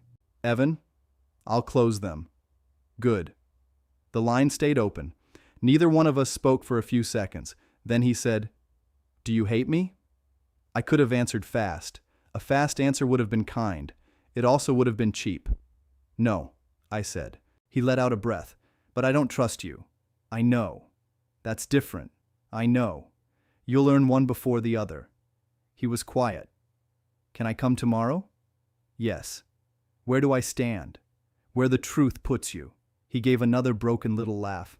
That sounds awful. It usually is. After we hung up, I called Harold. He answered like he had been awake, because Harold treated sleep as a rumor. What now? He said. They're building verbal consent. Witnesses? 2 family witnesses by morning. He cursed softly. Email? Yes. Print it. Done. Call Martin? Next. Use speaker. Record notes. Ohio lets you record if you're part of it, but don't get fancy. Written notes are cleaner for tomorrow. I know. Walter. What? Do not threaten them. I haven't. Do not warn them. I won't. And do not feel sorry for a bride at the exact moment she is holding a pen. That was why I liked Harold. I understand. I'll be at the glass house by 10:30. Walk-through is 11. I know. I'll enjoy the parking lot. I called Martin after that. It was late, but his message at 10:30 had said urgent. He picked up on the second ring. Walter, I was hoping you'd call. Denise phoned my house. I figured, she's asking for witnesses. Martin exhaled. She copied me on a revised document. Accepted? No. Good. But she also requested early vendor access. When? 7 tomorrow morning. For what? Floral build, lighting, rentals, custom dance floor, champagne wall. How much unpaid balance is tied to those? Venue side, $62,400 by noon. And outside vendor side? I can't speak for them all. Give me what you know. He rustled papers. Glass wall lighting, $9,600. Luxury lounge rentals, $12,800. Champagne service upgrade, $6,200. Dance floor wrap, $4,900. Late night dessert truck, $3,700. Valet, $5,000. Who guaranteed those? Mallory Events listed you as family sponsor. I wrote that down. Did I sign? No. Did you accept that? No. That's why I emailed. Martin, I want all vendor additions held at the gate unless my written signature is on file. They'll be furious. They can be furious outside. They'll say I'm ruining the wedding. No, I said. They'll say I am. Martin went quiet. Walter, there's something else. I waited. Denise asked about your original deposit. What about it? She wanted to know if deposits are refundable upon cancellation for health reasons. When? Yesterday afternoon. How much did you tell her? I told her your original $48,000 was non-refundable, but transferable under your name. Transferable to what? Another event date or reduced event format? Reduced event format. That phrase put a small, clear thought into my head. Could it cover a luncheon? Yes. How many people? Depends on menu. 30? Easily. Family only. No Mallory events. He paused. Walter, are you asking me to prepare that? I'm asking what is possible. Possible is 30 people in the Willow Room. Simple lunch, no bar, no spectacle. You'd still have credit left. How much? Roughly $21,000 after food, staff, room, tax, and service. Keep that number. Walter. What? Does Evan know? Not yet. Should I say anything if Denise arrives early? You say clause 14 requires my signature. She won't like that. Print it large. For the first time all day, Martin laughed. I'll see you tomorrow. After I hung up, I sat alone with the black folder open. The house made its old sounds around me. Refrigerator motor, pipe tick, rain against the kitchen window. I thought about Ruth walking through the glass house 18 months earlier. She had touched the long table in the Willow Room and said it would be enough for our anniversary. Not the big room, not the terrace, just the room with the creek outside and decent chairs. People eat better when they aren't performing, she had said. That was Ruth. She could spend money, she liked nice things, but she knew the difference between celebration and display. Denise did not. Kelsey did not. Evan had forgotten. I opened the contract again and looked at the deposit page. $48,000. Paid from my account. Check number 9143. Memo line Ruth's room. I had written that myself after she said the Willow Room felt like somewhere a person could breathe. That check had been a promise before it was a venue deposit. Now Denise had tried to turn it into a pry bar. At 2 in the morning, I went upstairs. I laid the folder on the chair beside my bed. Then I took off the dark jacket and hung it carefully. I slept 3 hours. At 6:10, I was back at the kitchen table when a tow truck rumbled past Sycamore Lane. Maple Ridge was waking up wet. The maples along the curb dripped on parked cars. Somebody's dog barked twice and quit. I made eggs and toast. I ate half. At 70, you learn that anger can empty a stomach better than sickness. At 6:42, Martin texted, "Mallory events crew at gate." I called him. "Who's there?" Candace Price, 2 rental trucks, florist van, lighting van, Gary Mallory, and Denise. "Is Kelsey there?" "Not yet." "What are they saying?" "Denise says you approved by phone." "Put her on speaker if she's close." I heard wind, gravel, and a woman's voice in the distance. Then Martin said, louder, "Mrs. Mallory, I have Walter Harlan on the phone. Denise came on like a door opening too hard. Walter, this is childish. Good morning." "We have vendors waiting." I heard. "They bill by the hour." "Then send them home." "You approved this." "No." Candace witnessed it. A smaller voice said, "I did not." That was new. Denise snapped, "Candace." Candace said, "He said no." He said it clearly. There was a silence on that wet gravel that I could feel through the phone. Gary said, "You little idiot." Martin said, "Mr. Mallory, that's enough." I wrote the time down. 6:45. Denise came back colder. "Walter, you are putting thousands of dollars at risk."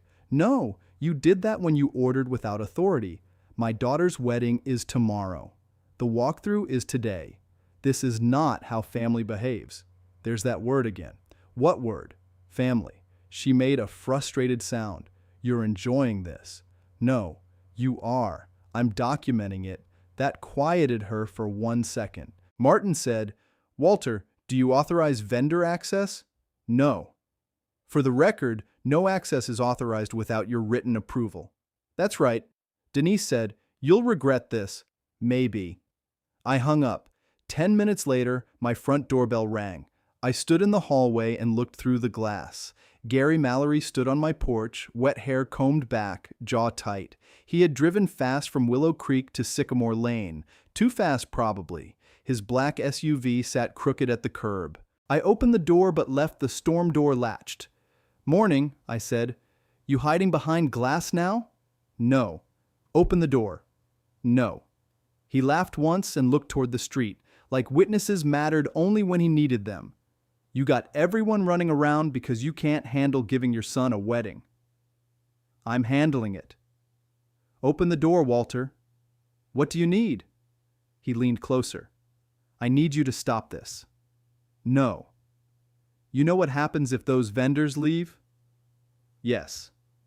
"Deposits get forfeited." "Whose deposits?" His face changed. That was the grain showing. "Family deposits," he said. "Say names." He looked away. "How much did you put down, Gary?"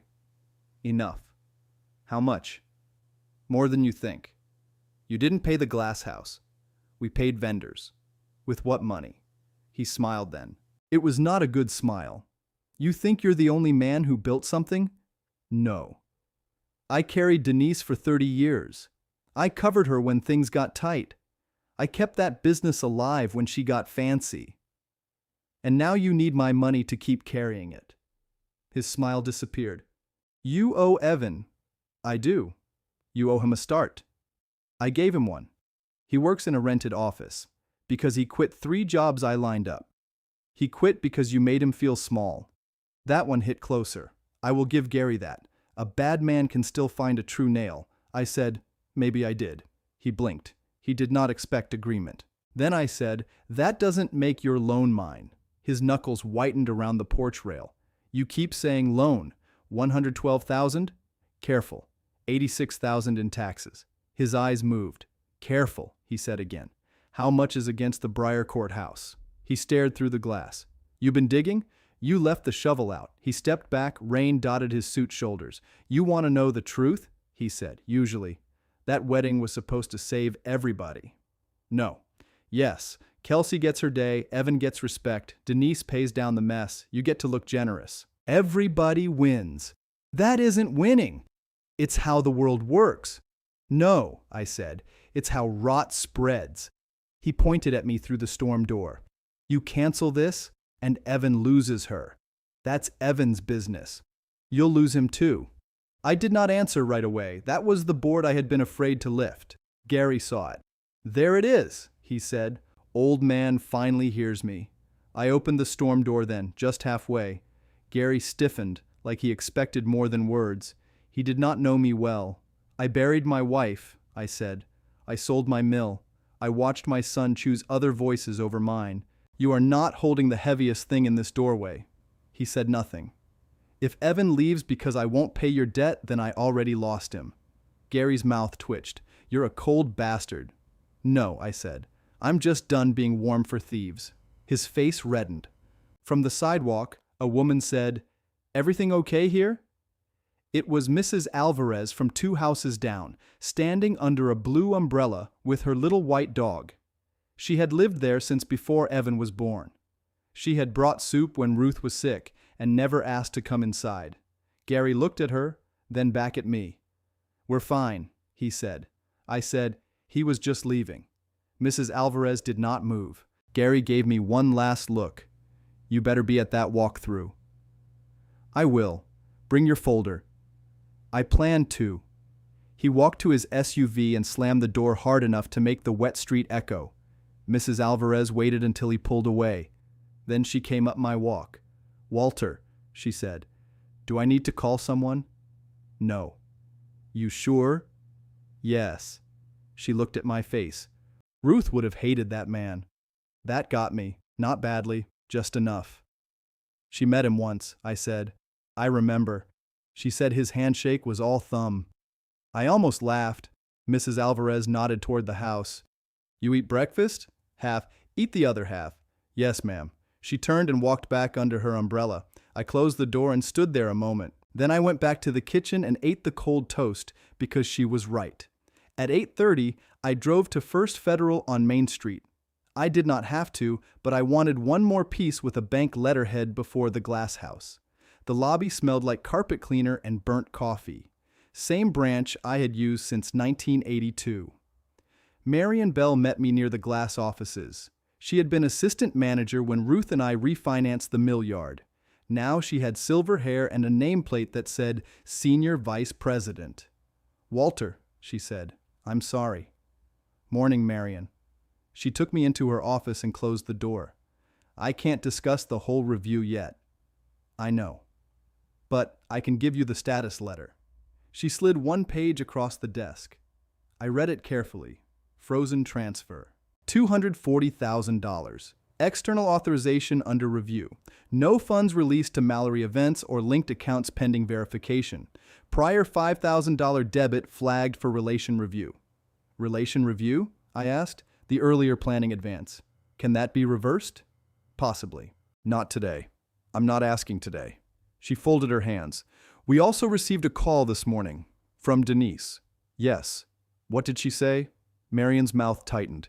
She said your son and his fiancée were concerned about cognitive decline. I sat back. What did you say? I said First Federal does not accept family gossip as account authority. That was the first good sentence I had heard in days.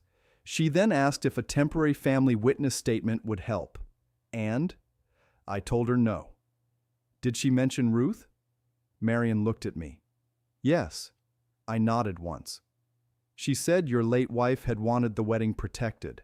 There are moments when anger goes quiet enough to become useful. Mine did then. Marion, can you write that down? I already did.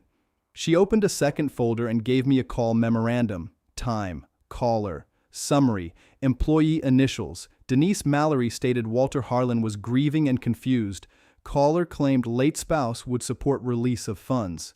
Caller asked whether family witnesses could override account holder refusal. I read it twice. How much do I owe you for copies? Nothing. I don't like free paper. Then bring donuts next week. I can do that. She leaned forward. Walter, this may get ugly. It already is. No, I mean they may try adult protective services, emergency guardianship, anything that sounds official. I'm not incompetent. I know. Knowing doesn't stop paperwork. No, she said, but documentation helps.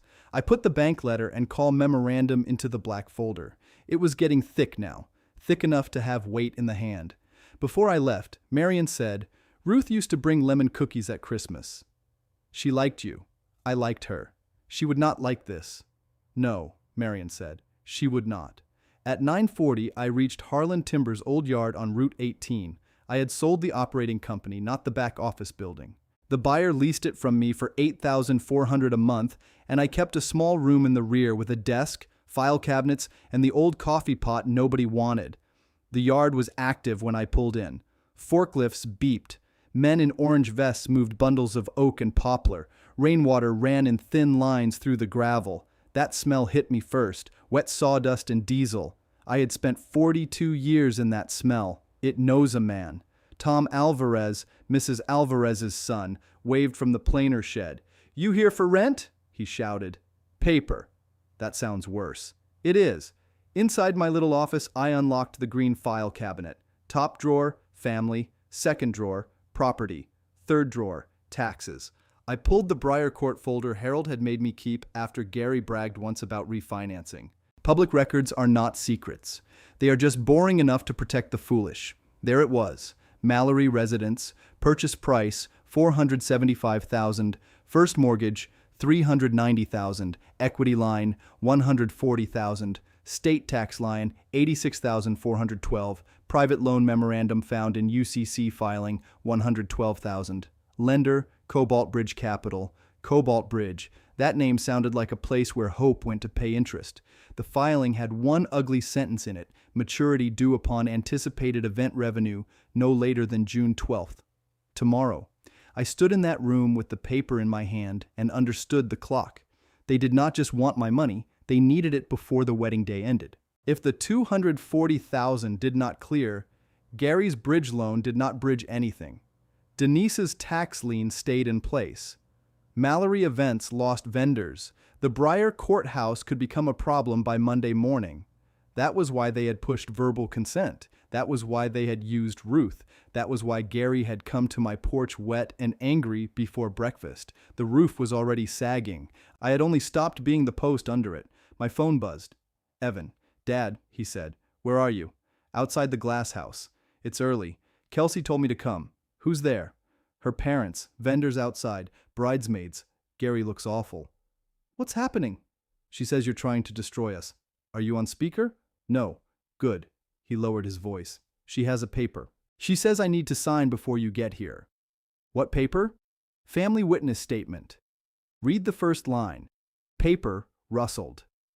"I, Evan Harlan, affirm that Walter Harlan verbally expressed intent to transfer practical event authority to Denise Mallory for purposes of protecting the wedding from stress-related disruption." There it was. Clean words for a dirty reach. Did I say that? No. Then don't sign it. She's crying. Paper doesn't care. She says I'm choosing you over her. No, you're choosing whether to lie. He breathed hard. I don't know if I can do this in front of everybody. You already called me. That's doing part of it. I feel sick. That's normal. What if I freeze? Then say one word. What word? No. He was quiet. One word? He asked. One word can hold a door shut. I heard voices on his end. Kelsey, sharp and close. Evan, who are you talking to? He said, away from the phone, my dad. Then the line went muffled. Kelsey's voice rose. Of course you are. Evan came back. I have to go. Evan. Yeah? Keep your paper. I have it in my jacket. Good. The call ended. I put the Briarcourt copies into the folder, but not at the front. That was not the first board to lay down. Clause 14 was still the beam. Everything else was weight. Harold pulled into the yard at 10:10 in his old Buick, even though the glass house was the other direction. He walked in carrying a coffee and a paper bag. You eat? He asked. Half breakfast. He tossed the bag on my desk. Eat a donut. Marion called me. You two gossip now? Professionally. I opened the bag, glazed donut, plain. Harold knew me too long. He looked at the folder. How thick? Thick enough. Show me. I set each piece on the desk in order. Bank freeze notice, authorization statement, upload receipt, vendor consolidation agreement, Candace email, first federal call memorandum, glasshouse urgent request, clause 14 copy. Ruth's note stayed inside the contract. Harold read without much expression. Lawyers and mill owners have that in common. You do not gasp at bad grain. You mark it. When he reached Candace's email, he said, that's useful. When he reached the family witness statement draft, he said, that's uglier. When he reached the Cobalt Bridge filing, he took off his glasses. "Well," he said, "now we know why they're foaming. Due tomorrow. Yes? They expected my account to be the bridge. They expected your account to be the river." I looked at him.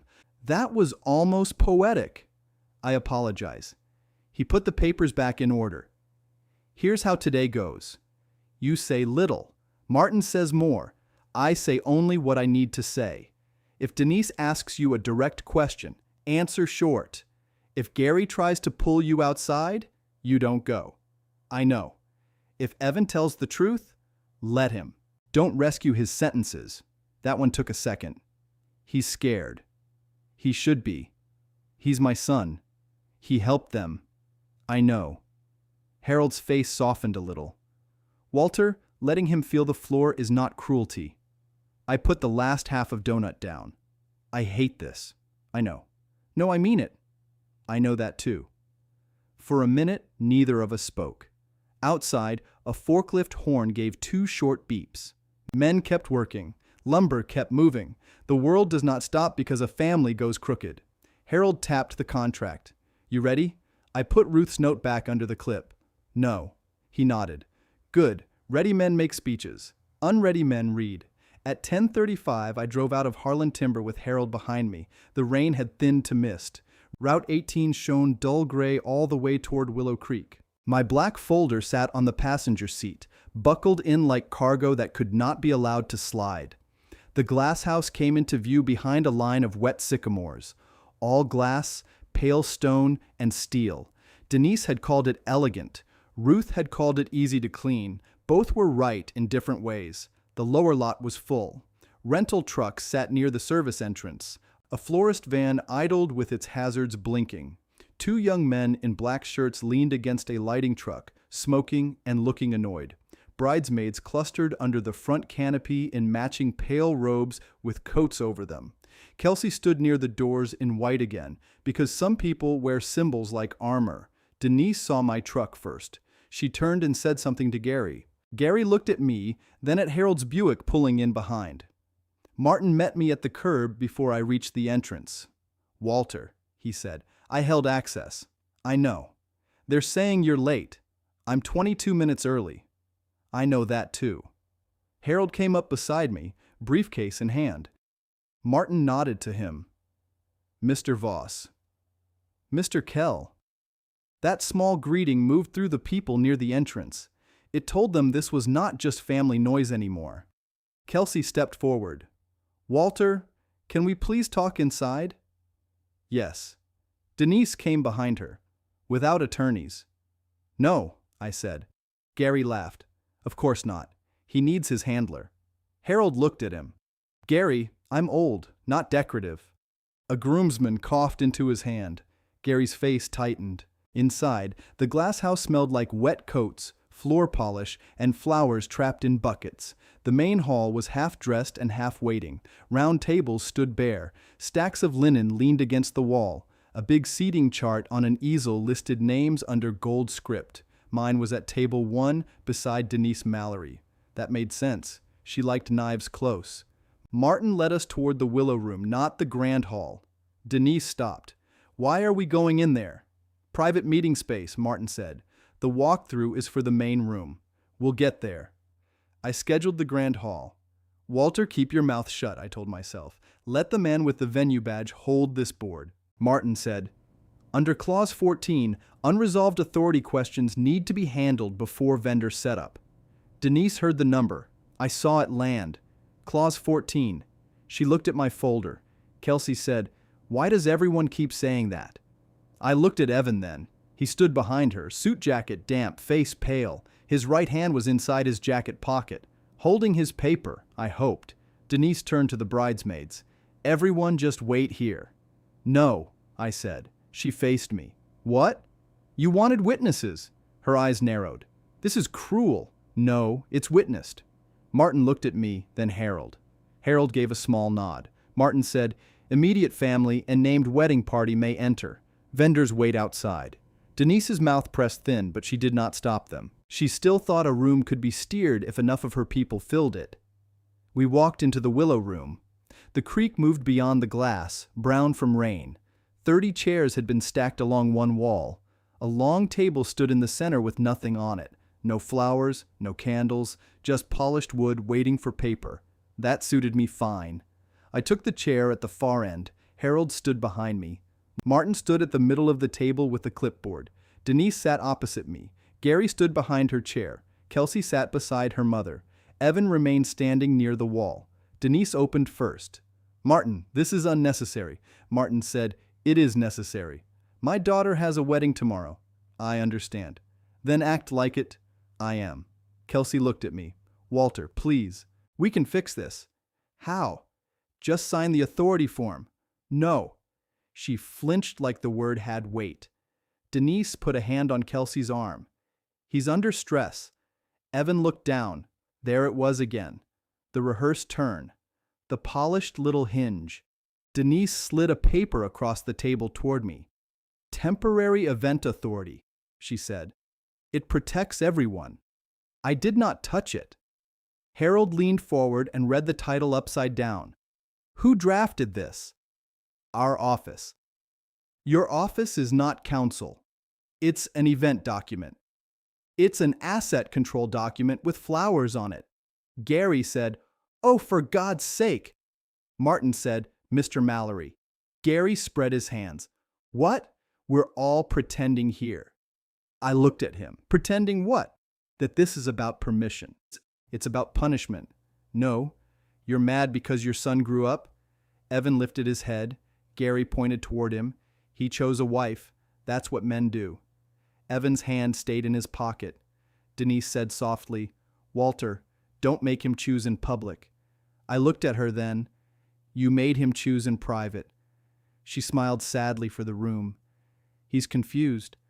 The words sat between us. I felt Harold shift behind me, but he did not speak. I looked at Evan. "Are you confused?" His mouth opened. Nothing came out. Kelsey whispered, "Evan." He looked at her, then at Denise, then at me. His hand came out of his jacket pocket holding folded yellow paper. "No," he said. One word. It held. Kelsey stared at the paper like Evan had pulled a match from his pocket. "What is that?" she asked. Evan swallowed. "The statement." Denise's hand came off Kelsey's arm. "Evan, honey, give that to me." "No." His voice shook, but the words still stood. Gary stepped around Denise's chair. "Don't start acting brave now." Harold moved 1 inch closer to my shoulder. He did not touch me. He did not need to. Martin said, "Mr. Mallory, stay where you are." Gary pointed at Evan. "That boy is under pressure." I looked across the table at Denise. "That seems to be going around." Denise ignored me. Her face changed. It went soft again, the way she used it when she needed a room to lean toward her. "Evan," she said, "we only asked because your father isn't well." Evan looked at the yellow paper in his hand. "You said that at the bank, too," he said. The room got still enough for me to hear water moving in the gutter outside. Kelsey turned toward him. "What?" Evan kept looking at the paper. "Your mom told me to say Dad was confused." Denise stood too fast. Her chair scraped the floor. "That is not what happened." Evan flinched. He always had. Even as a boy, a sharp voice made him fold before the blow ever came. I wanted to say his name. I did not. Harold was right. A man has to learn where his feet are. Evan said, "You told me they'd release the money faster." Kelsey's mouth opened a little. "Release what money?" Gary said, "Enough." "No," Martin said. "Not enough." Denise turned on him. "You're a venue manager." "Yes," Martin said. "In my venue." That was the first time I saw Denise understand he was not part of her furniture. A bridesmaid near the wall whispered, "What money?" Kelsey stood. "Evan." He looked at her then. "The 240,000. She put one hand on the table. "You told me Walter offered that. I told you what your mom told me to say." Denise said, "That is ugly." Evan nodded once. "It is." Gary laughed, but there was no air in it. "This is pathetic. Walter, call off your dog." Harold said, "Gary, I bill by the hour. Don't make it festive." I should not have smiled. I almost did anyway. Denise reached for the paper in front of her. Martin, we have signed vendor agreements. We have deposits. We have a schedule. This family discussion does not affect the event. It may, Martin said. It does not. I opened the black folder and took out the glasshouse contract. I did not slide it forward yet. I just set it down. That folder made a sound on the table. Not loud, just final. Denise looked at it. Gary looked at it too. Kelsey wiped under one eye with her finger. Walter, did you really not offer it? No. But you said you'd help. I did. With what? The deposit, the venue, the luncheon, some flowers, not $250,000 through Mallory Events. Denise said, that is a distortion. I looked at her. Say the sentence. Her eyes narrowed. What sentence? The one from Tuesday. I have no idea. You do. Kelsey looked between us. What sentence? I kept my voice level. She said it across my kitchen table. Denise folded her arms. Walter, you're making a scene. You made the scene. I brought the paperwork. Gary put both hands on the back of Denise's chair. This old man is trying to humiliate my wife. Confused, old, not well. Those words were small boards. They thought if they stacked enough of them, they could build a box around me. I had spent my life checking boards for twist. These were twisted through. I opened the folder 1 inch and stopped. Say it, I said. Denise gave a sad little laugh for the room. This is abusive. Harold leaned down beside me. Walter, ask once more. I nodded. Denise, did you tell me it was family money now? She looked at Kelsey, then at Evan, then at the bridesmaids watching from the wall. Her pride beat her caution. Yes, she said, because it is. Weddings are family. There it was. I turned to Martin. Now! Martin reached for the contract. He did not snatch it. He took it with both hands like it mattered.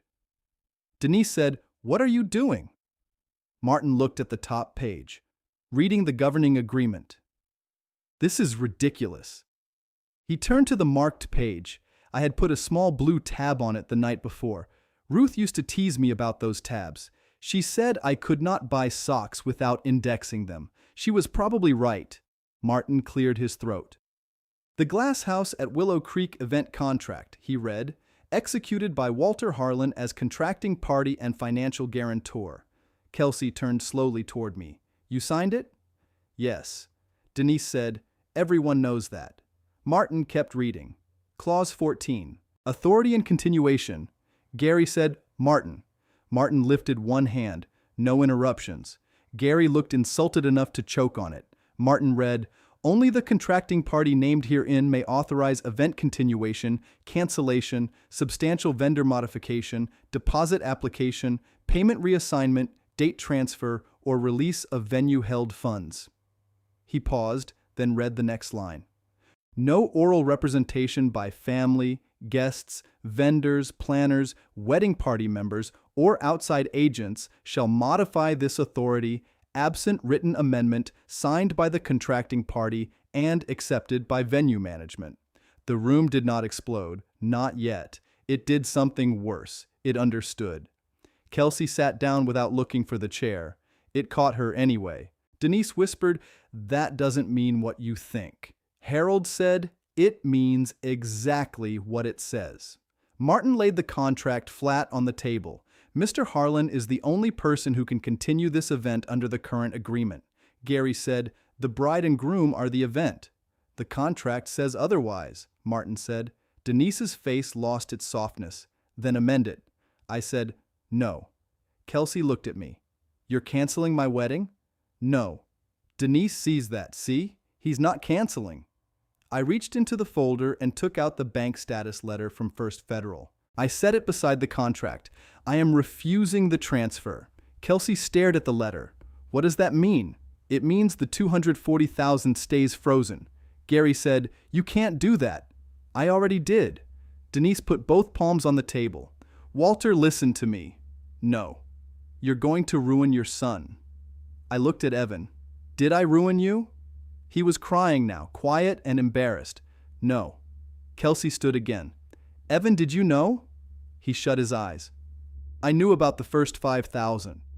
She stepped back from him. I saw that one land harder than the big number. Big numbers can feel like weather. $5,000 has fingerprints. The planning advance? She asked. He nodded. You told me your dad sent that. He didn't. Denise said, that was a legitimate expense. I opened the folder again. For what? She blinked. What did $5,000 buy? I asked. Denise reached for her bag. I don't have to answer that. You asked the bank if family witnesses could override my refusal. Harold placed the call memorandum beside the bank letter. Denise froze. Martin leaned over and read the header. First federal call memorandum. Gary said, private banking records. Harold said, Walter's records. Kelsey picked up the memorandum before Denise could stop her. Her eyes moved across the page. Her face changed line by line. Mom, she said. Denise's voice was tight. Give me that. Kelsey did not. She read aloud, uneven but loud enough. Caller stated Walter Harlan was grieving and confused.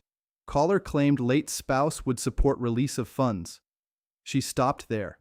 That was Ruth's name crossing the room in another person's mouth. I held the edge of the table and said nothing.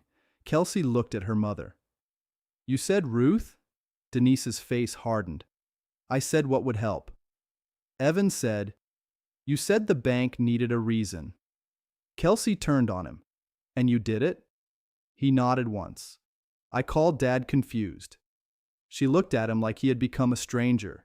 Denise said, he was protecting the wedding. No, Evan said. I was scared of you. Gary moved fast then, not toward me, but toward Evan. You little coward. Martin stepped between them. Back up. Gary stopped, but his jaw worked. I looked at my son and felt something bitter and sad move through me. He had been weak. He had done wrong, but he had just told the truth in front of the people who trained him to fear it. That did not wash the board clean. It did mark a place to start sanding.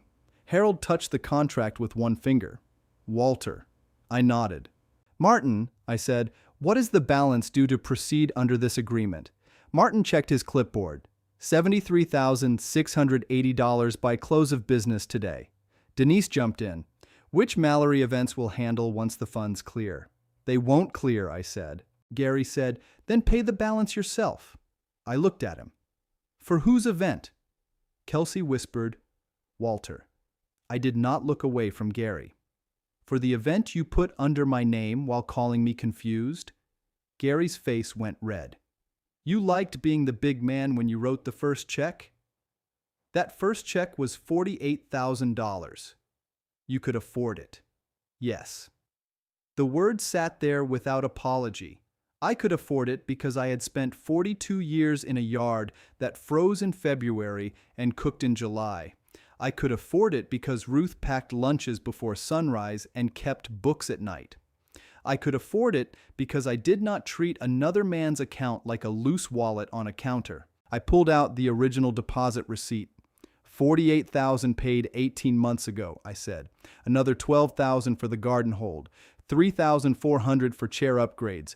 $2,100 for linen samples Ruth never liked. Denise snapped, "Why are you listing this?" "Because you called it family money."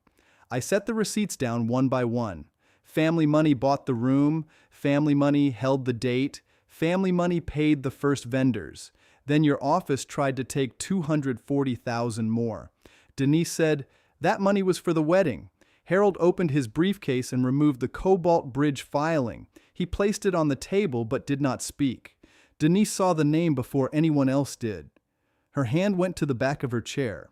Gary said, "Where did you get that?" "Public record," Harold said. Kelsey looked at the paper. "Cobalt Bridge?" Denise said, "That has nothing to do with you." Gary said, "Don't answer them." Kelsey's voice rose. "What is it?"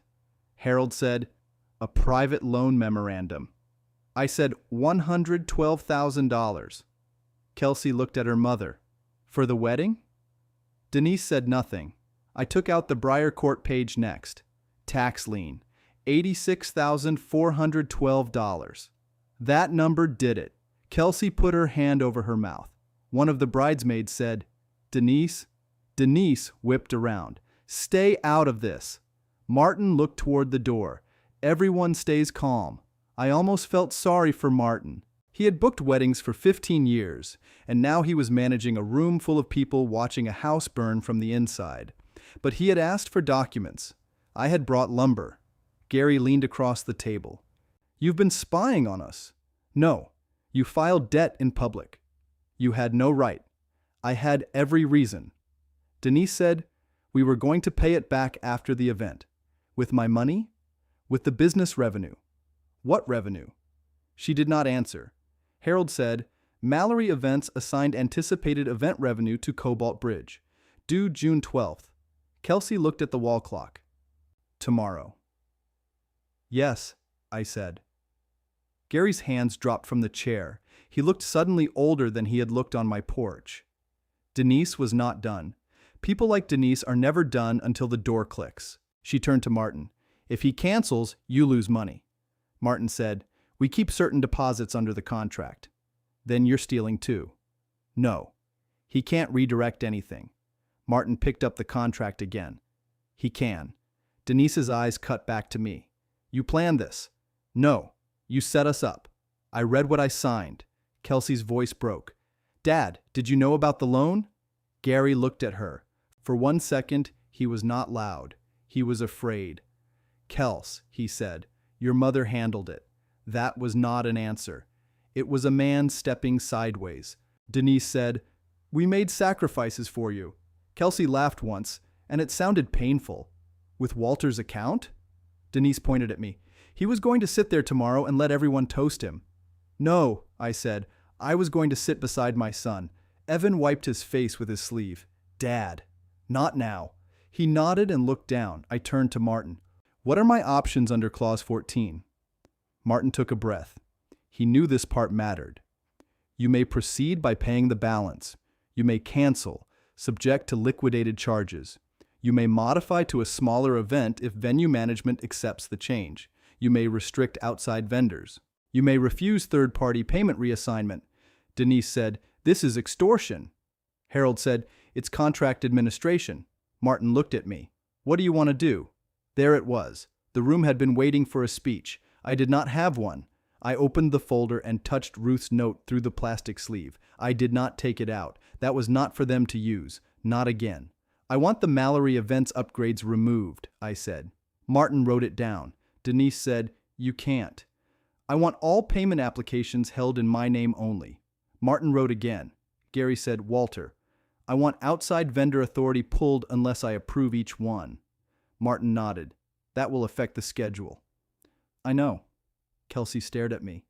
What about tomorrow? I looked at her then. She had done wrong too. She had smiled when I paid, looked away when Evan lied, and let her mother stand between every hard question and every soft chair. But she had also just learned the room she thought was hers had been built on paper she never read. That depends on you and Evan, I said. Denise said, no, it depends on the bride. I ignored her. Martin, can the Glass House provide a small luncheon tomorrow under my deposit? He looked down at the contract. Yes. Family dining room, up to 24 guests. Basic service, no grand hall. A sound moved through the room. Bridesmaids, groomsmen, somebody near the door. The grand hall was the picture they had sold everyone. The luncheon was what remained when the borrowed feathers came off. Kelsey whispered, 24? Yes, I said. No Mallory Events control, no outside payment, no 240,000. Denise's eyes filled with rage. You'd reduce my daughter's wedding to lunch? No, I said. I'd reduce my involvement to what is honest. Gary slapped the table with his palm. Not hard enough to break anything, hard enough to show he had run out of tools. Martin said, Mr. Mallory, that is your warning. Harold did not move. Kelsey looked at Evan. Did you ask him for the passwords? Evan's face twisted. At lunch. The lunch at Maple Diner? He nodded. You told me you wanted time with him. I did want that. But you also asked. Yes. She looked back at Denise. You told him to. Denise said, I told him families share information. Evan said, you wrote the questions on a napkin.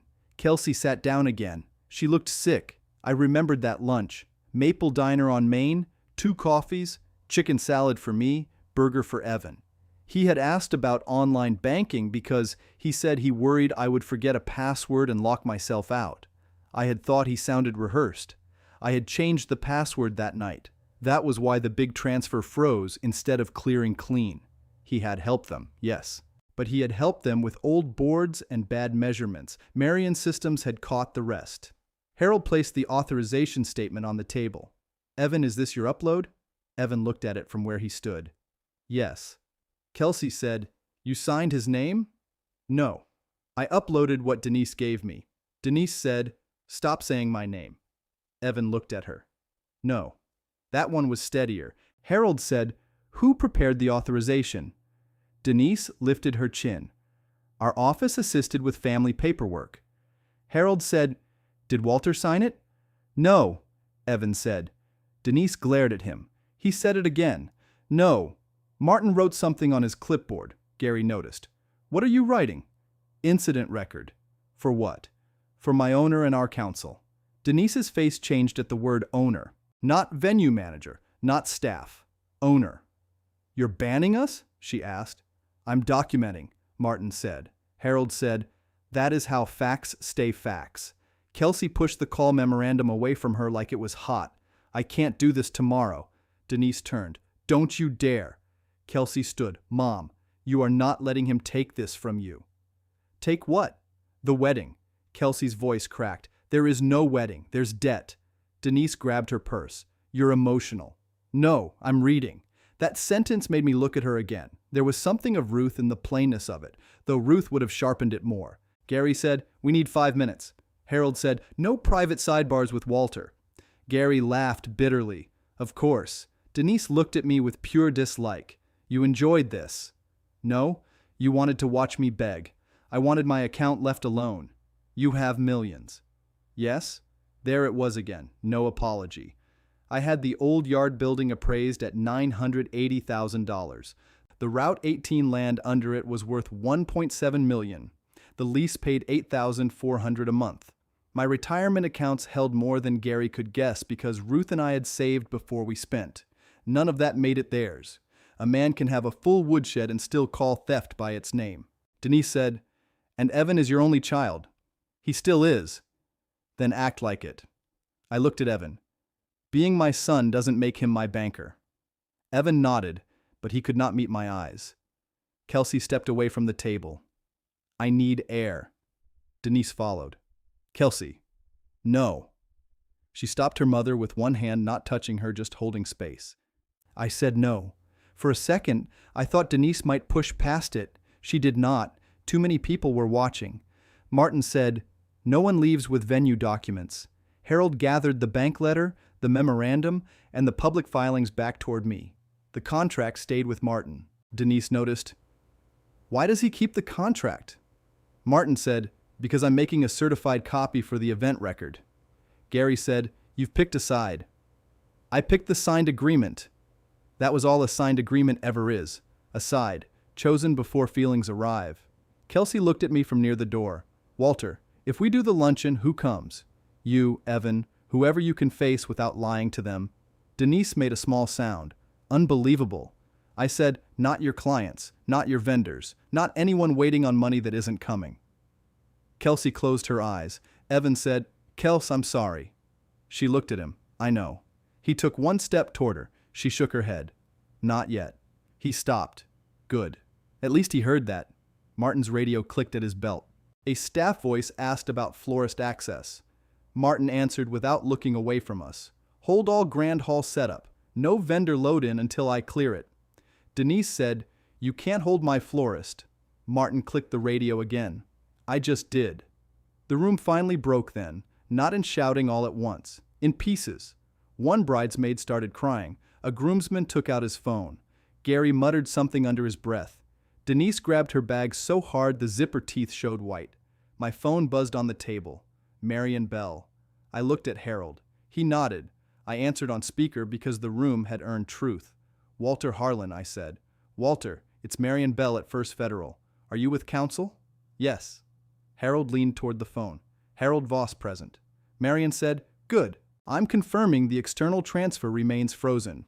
No funds have released. Denise looked at the phone like it had betrayed her personally. Marion continued. We also received a second inquiry from Mallory Events at 10:58 asking whether revised family authority would be accepted. Everyone looked at Denise. She said nothing. Marion said, "It will not." Harold said, "Thank you, Marion. Please note that Mr. Harlan refuses the transfer." "Already noted," Marion said. I said, "Marion?" "Yes?" "Add that I do not authorize Mallory Events, Denise Mallory, Gary Mallory, Kelsey Mallory, or Evan Harlan to access, redirect, or represent my accounts." Evan shut his eyes again, but he did not protest. Marion said, "I'll add it exactly." Denise whispered, "Walter, I said you used my wife. No one spoke. You used my son. You used my age. You used the word family like a crowbar." Denise's face went pale with anger. "Don't lecture me. I'm not." I closed the folder. I just set it down. Marion said softly through the phone, "I have what I need." I ended the call. Martin looked toward me. "Mr. Harlan, I need your decision for tomorrow." The creek outside the glass was still brown and high.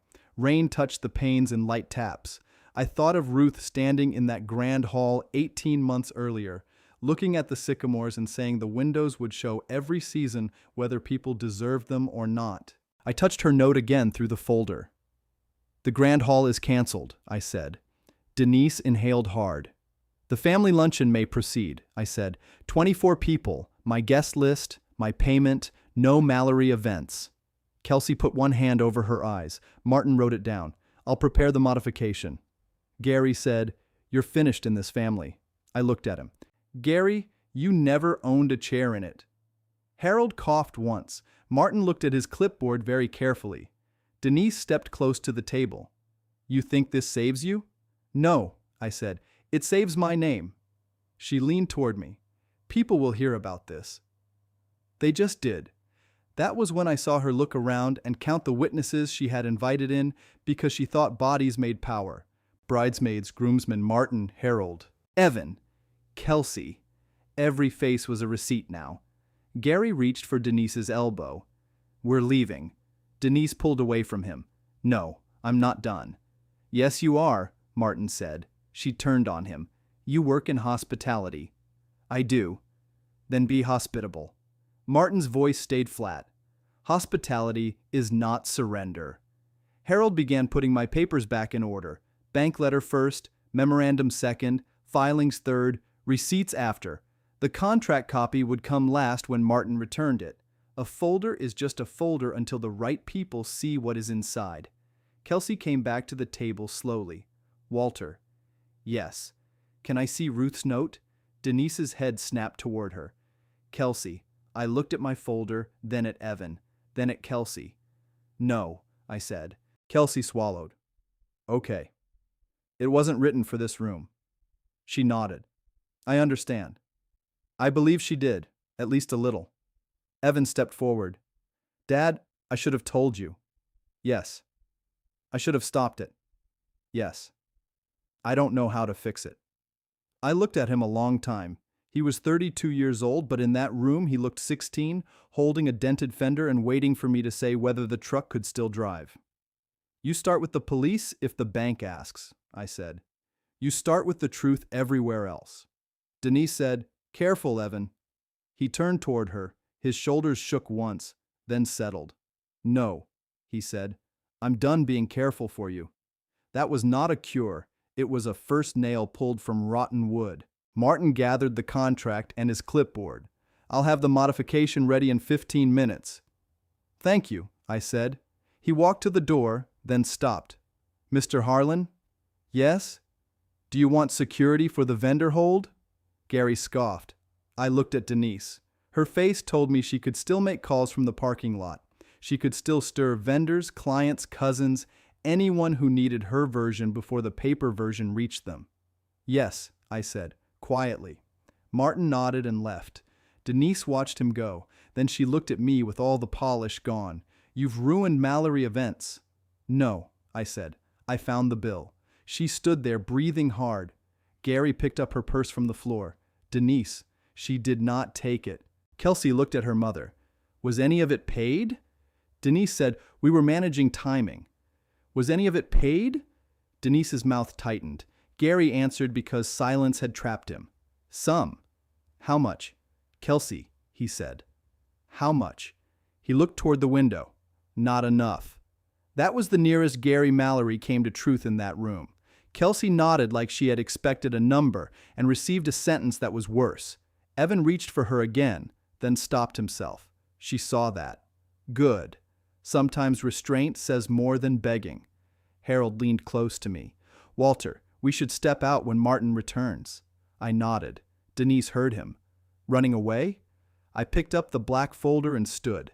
My knees were stiff.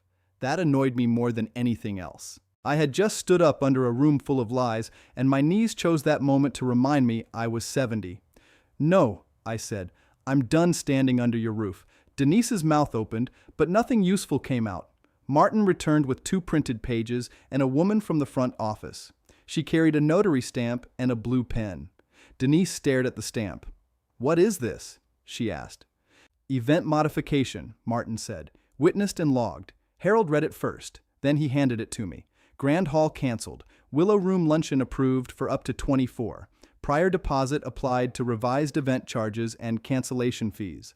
All third-party vendor authority revoked unless authorized by Walter Harlan. Mallory Events removed as planning contact. No venue held funds payable to Mallory Events. I read every line, twice. The revised charge estimate sat near the bottom. $31,800 for the luncheon and staffing. $22,400 cancellation and reset charge.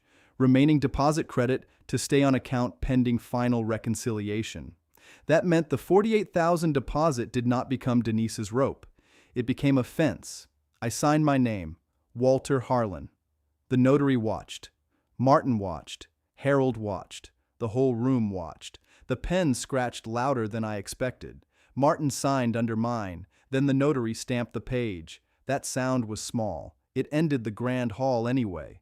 Denise stepped back as if the table had moved toward her.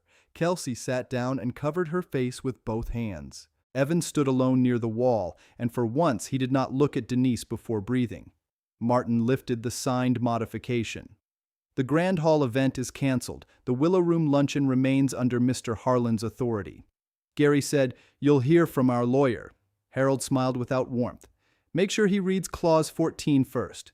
Denise looked at the seating chart through the open door. Gold script, table 1, her name beside mine.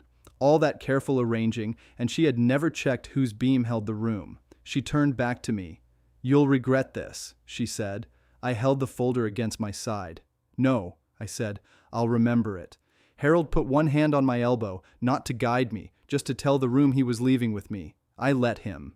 My legs worked better once we were moving. At the door, Kelsey said, "Walter, wait." Denise snapped, "Do not chase him."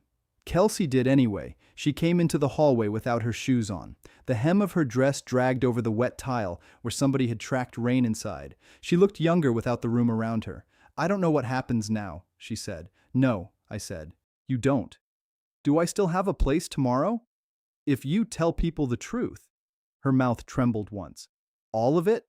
"All that belongs to you." She looked back through the glass door. Evan stood behind her mother, but he was not listening to Denise anymore. He was looking at the table, where my signature still lay wet on the modification copy. Kelsey said, "My mother told me your deposit was a gift. It was a reservation. She told me you wanted it big. I wanted it honest." Kelsey nodded. She rubbed both hands over her face like she could scrub off the last hour. "I'll call my friends." "Keep the list small." "I will." "And Kelsey." She looked up. "Do not let your mother make the call for you." That one landed hard. She did not defend Denise. She did not defend herself. She just said, "Okay." Harold and I walked through the main doors. Rain had slowed to a fine mist over the parking lot. The glass house windows threw back dull gray light, and under that light the grand hall looked like a building after the power goes out. Martin met us by the front desk with a staff tablet in his hand. His face had changed, not softer, more official. "Mr. Harlan," he said, "I need one more confirmation." Harold said, "For what?" "Vendor status." I waited. Martin turned the tablet so I could see it. Mallory Events sat under preferred planner, approved access, open billing coordination, 3 green boxes. Each one looked harmless until you knew what a green box could let through a door. Remove them, I said. Martin tapped once, then twice. Removed from your event. From mine only? He looked toward the office behind him. The woman with the notary stamp stood there with another employee. Both had heard enough. Martin said, "No," from Glasshouse approval pending review. Harold said, "Document the basis." Already started. Denise came out of the meeting room just then, fast, with Gary behind her. "You cannot do that." Martin held the tablet against his chest. "We can suspend access. I have 3 clients here this fall. Then they'll be contacted. You'll destroy my contracts." Martin did not raise his voice. "You tied them to a disputed payment authority." Denise pointed at me. "He's doing this." "No," Martin said. "Your own upload did this." Gary touched her arm. "Denise, stop." She swung on him. "Don't start." The front desk phone rang. The notary woman answered, listened, and looked at Martin. "It's Green Valley Florals," she said. "They're at the service gate." Denise turned quickly. "They're mine." Martin said, "No load-in. They have centerpieces in a truck. Then they keep them in the truck." Denise grabbed her phone from her purse. Her thumb moved hard across the screen. "I'm calling my attorney." Harold said, "Good." She glared at him. He adjusted his glasses. "Have him ask for the incident record." The notary woman spoke into the phone. "All Grand Hall vendor access is held. Yes, by venue management." Denise heard that and went still. You could see the math run through her. Florist, linens, band, lighting, champagne tower, ice sculpture. All those pretty pieces were standing outside with invoices attached, and the man with the gate code was no longer taking her word. Gary said, quieter now, "Denise." She did not answer him. Her eyes were on the phone in the woman's hand. Martin looked at me. "The luncheon service is separate. We can use in-house settings." "That's fine." "No outside florist?" "No." "No planner?" "No." "No third-party contact?" "Only me." He entered each answer. Then he said, "I'll give the gate staff your name." Denise laughed once, sharp and empty. "Look at you, king of lunch." I turned toward her. $240,000 didn't clear. Her jaw tightened. I said, "The $48,000 deposit stayed here. The extra $192,000 you were counting on stayed at First Federal." Gary's face fell in a way Denise's had not. He had been hoping for fog. I had brought numbers. Harold said, "And the bridge loan?" Denise looked at him too quickly. Gary whispered, "How do you know about that?" Harold opened his briefcase and showed one sheet, not handing it over. "UCC filing, public record." Denise said, "That has nothing to do with this." "It has everything to do with motive," Harold said. Kelsey came out behind them. She had put her shoes back on, but the straps were loose. Evan followed at a distance. Kelsey said, "What bridge loan?" Denise closed her eyes. "Not now." Gary rubbed his forehead. "Denise." Kelsey's voice went low. "What bridge loan?" Harold looked at me. I nodded once. The paper was public. Secrets do not get privacy just because they are embarrassing. $112,000, Harold said, secured against Mallory Events receivables. Kelsey stared at her mother. "For the business?" Denise said, "For timing." Kelsey said, "Stop using that word." Evan stepped beside her. "Kels." She did not move away this time, but she did not take his hand either. The front desk phone rang again. The same woman answered. "Glasshouse at Willow Creek." She listened, then covered the receiver. "It's Premier Linen. They're asking if Mallory Events will release payment today." Nobody spoke. Martin looked at Denise. "Will you?" Denise's throat moved. "They can invoice." They already did. Gary said, "We need to leave." Kelsey said, "Mom, did you use my wedding to pay business bills?" Denise's eyes flashed. "I gave you everything." "You gave me a bill with my name in calligraphy." That was the cleanest thing anyone had said all day. Denise slapped her purse strap over her shoulder. "I am not being tried in a lobby." Harold said, "Then stop providing evidence in one." She turned toward the doors. Gary followed. At the threshold, she looked back at Evan. "You'll regret choosing him." Evan's voice came out rough. "I didn't choose him soon enough." Denise left with that. Through the glass, I watched her cross the lot and start making calls before she reached the car. Gary opened the passenger door, then stood there while she talked. The rain spotted his suit. He looked smaller outside. Martin handed Harold a printed copy of the vendor suspension notice. "For your file." Harold read it. "This is enough for now." Martin gave another copy to the front desk woman. "Post the internal hold." She walked to a staff board behind the desk and pinned the page under today's date. Mallory events, access suspended, no payment reassignment, management approval required. Then she drew a black line through Denise's contact number on the Grand Hall sheet. Green Valley Florals called again. This time, the woman did not look at Denise for permission. Kelsey watched that board like it was a mirror. "I need to tell people." "Yes," I said. She nodded and stepped away with her phone. Evan stayed. For a while, neither one of us said anything. Harold moved a few steps off to give us room, though he kept me in sight. He was a good lawyer that way. He knew when paper had done its part. Evan said, "Dad, Marion asked me that question." "What question?" "If anyone told me to say you were confused, I already knew." Hearing it still took something out of me. "What did you tell her?" "The truth." "Say it here." He swallowed. "Denise told me to call it concern. She said banks listen when sons worry."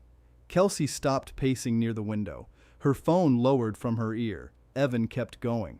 "I told Marion I was scared you'd forget things. I made it sound worse." My hands tightened around the folder. I looked down until they opened again. "You used my age," I said. "Yes. You used Ruth's empty chair." His face broke then, but he kept standing. I gave him that much. "Yes," he said. Kelsey whispered, "Evan." He looked at me. "I'll give a statement. If they ask." "I'll give it anyway. Do it once, do it straight, don't decorate it." He nodded. That was a start, not a repair. A start is a nail beside the board, not the board fastened down. Harold came back. "Walter, we should go." I looked at Evan. "You can come tomorrow." His eyes lifted. "No speech," I said. "No excuses, no asking me for money. You sit where I put you." "I can do that." "You call Marion before 5. "I will. And you call your Aunt Joan. You tell her why the Grand Hall is canceled before Denise reaches her." He almost smiled, but it did not get far. "Aunt Joan will skin me. She'll use words." That's worse. For the first time that day, I nearly laughed. It hurt, so I let it pass. Kelsey came back with her phone in her hand. "I told my maid of honor. I said the wedding changed because unauthorized money was involved." Denise had not raised a fool. She had just trained a daughter to look away too long. "That will do," I said. Kelsey said, "My mother's calling everyone." "Then keep yours shorter." She nodded. "Walter?" "Yes." "Thank you for leaving me a door." I did not answer quickly. Forgiveness is not a mint on a pillow. You do not set it out because company came. "I left a chair," I said. "What you do in it is yours." She accepted that. Evan did too. Harold and I walked into the mist. My truck sat near the end of the lot. Old black Ford, mud still along the running board from Route 18. The battered folder rode under my arm. It felt lighter now, though nothing had left it. At the truck, Harold stopped me. "You handled yourself well." I handled the paper. That was the same thing today. I opened the passenger door and laid the folder on the seat. Ruth's note sat inside with the contract, still in its sleeve, still not passed around for strangers to soften themselves against. Harold said, "First Federal will likely send their file over tomorrow." Good. Mallory Events may try Noise. Noise doesn't sign checks. He smiled at that. No, it doesn't. I looked back at the glass house. Staff had already started taking down the Grand Hall seating chart. One young man carried it flat against his chest. Gold names faced the rain-dark windows. Denise Mallory's place card slipped loose and fell to the floor. The next morning would have 24 chairs, plain plates, coffee, sandwiches, and whatever truth people could carry without dropping it. It would not be Ruth's party. It would not be Denise's stage. It would be a small room under my name, and that was enough for one day. I drove back to Sycamore Lane before dark. The roses beside the porch were bent from rain, but not broken. I sat in Ruth's chair, left the empty one beside me, and listened when Evan's car pulled into the drive. He climbed the porch steps and stopped below the top rail. "I called Marion," he said. I nodded once. Sit there. He sat on the step, not beside me yet. Ruth's roses dripped rainwater onto the brick edge.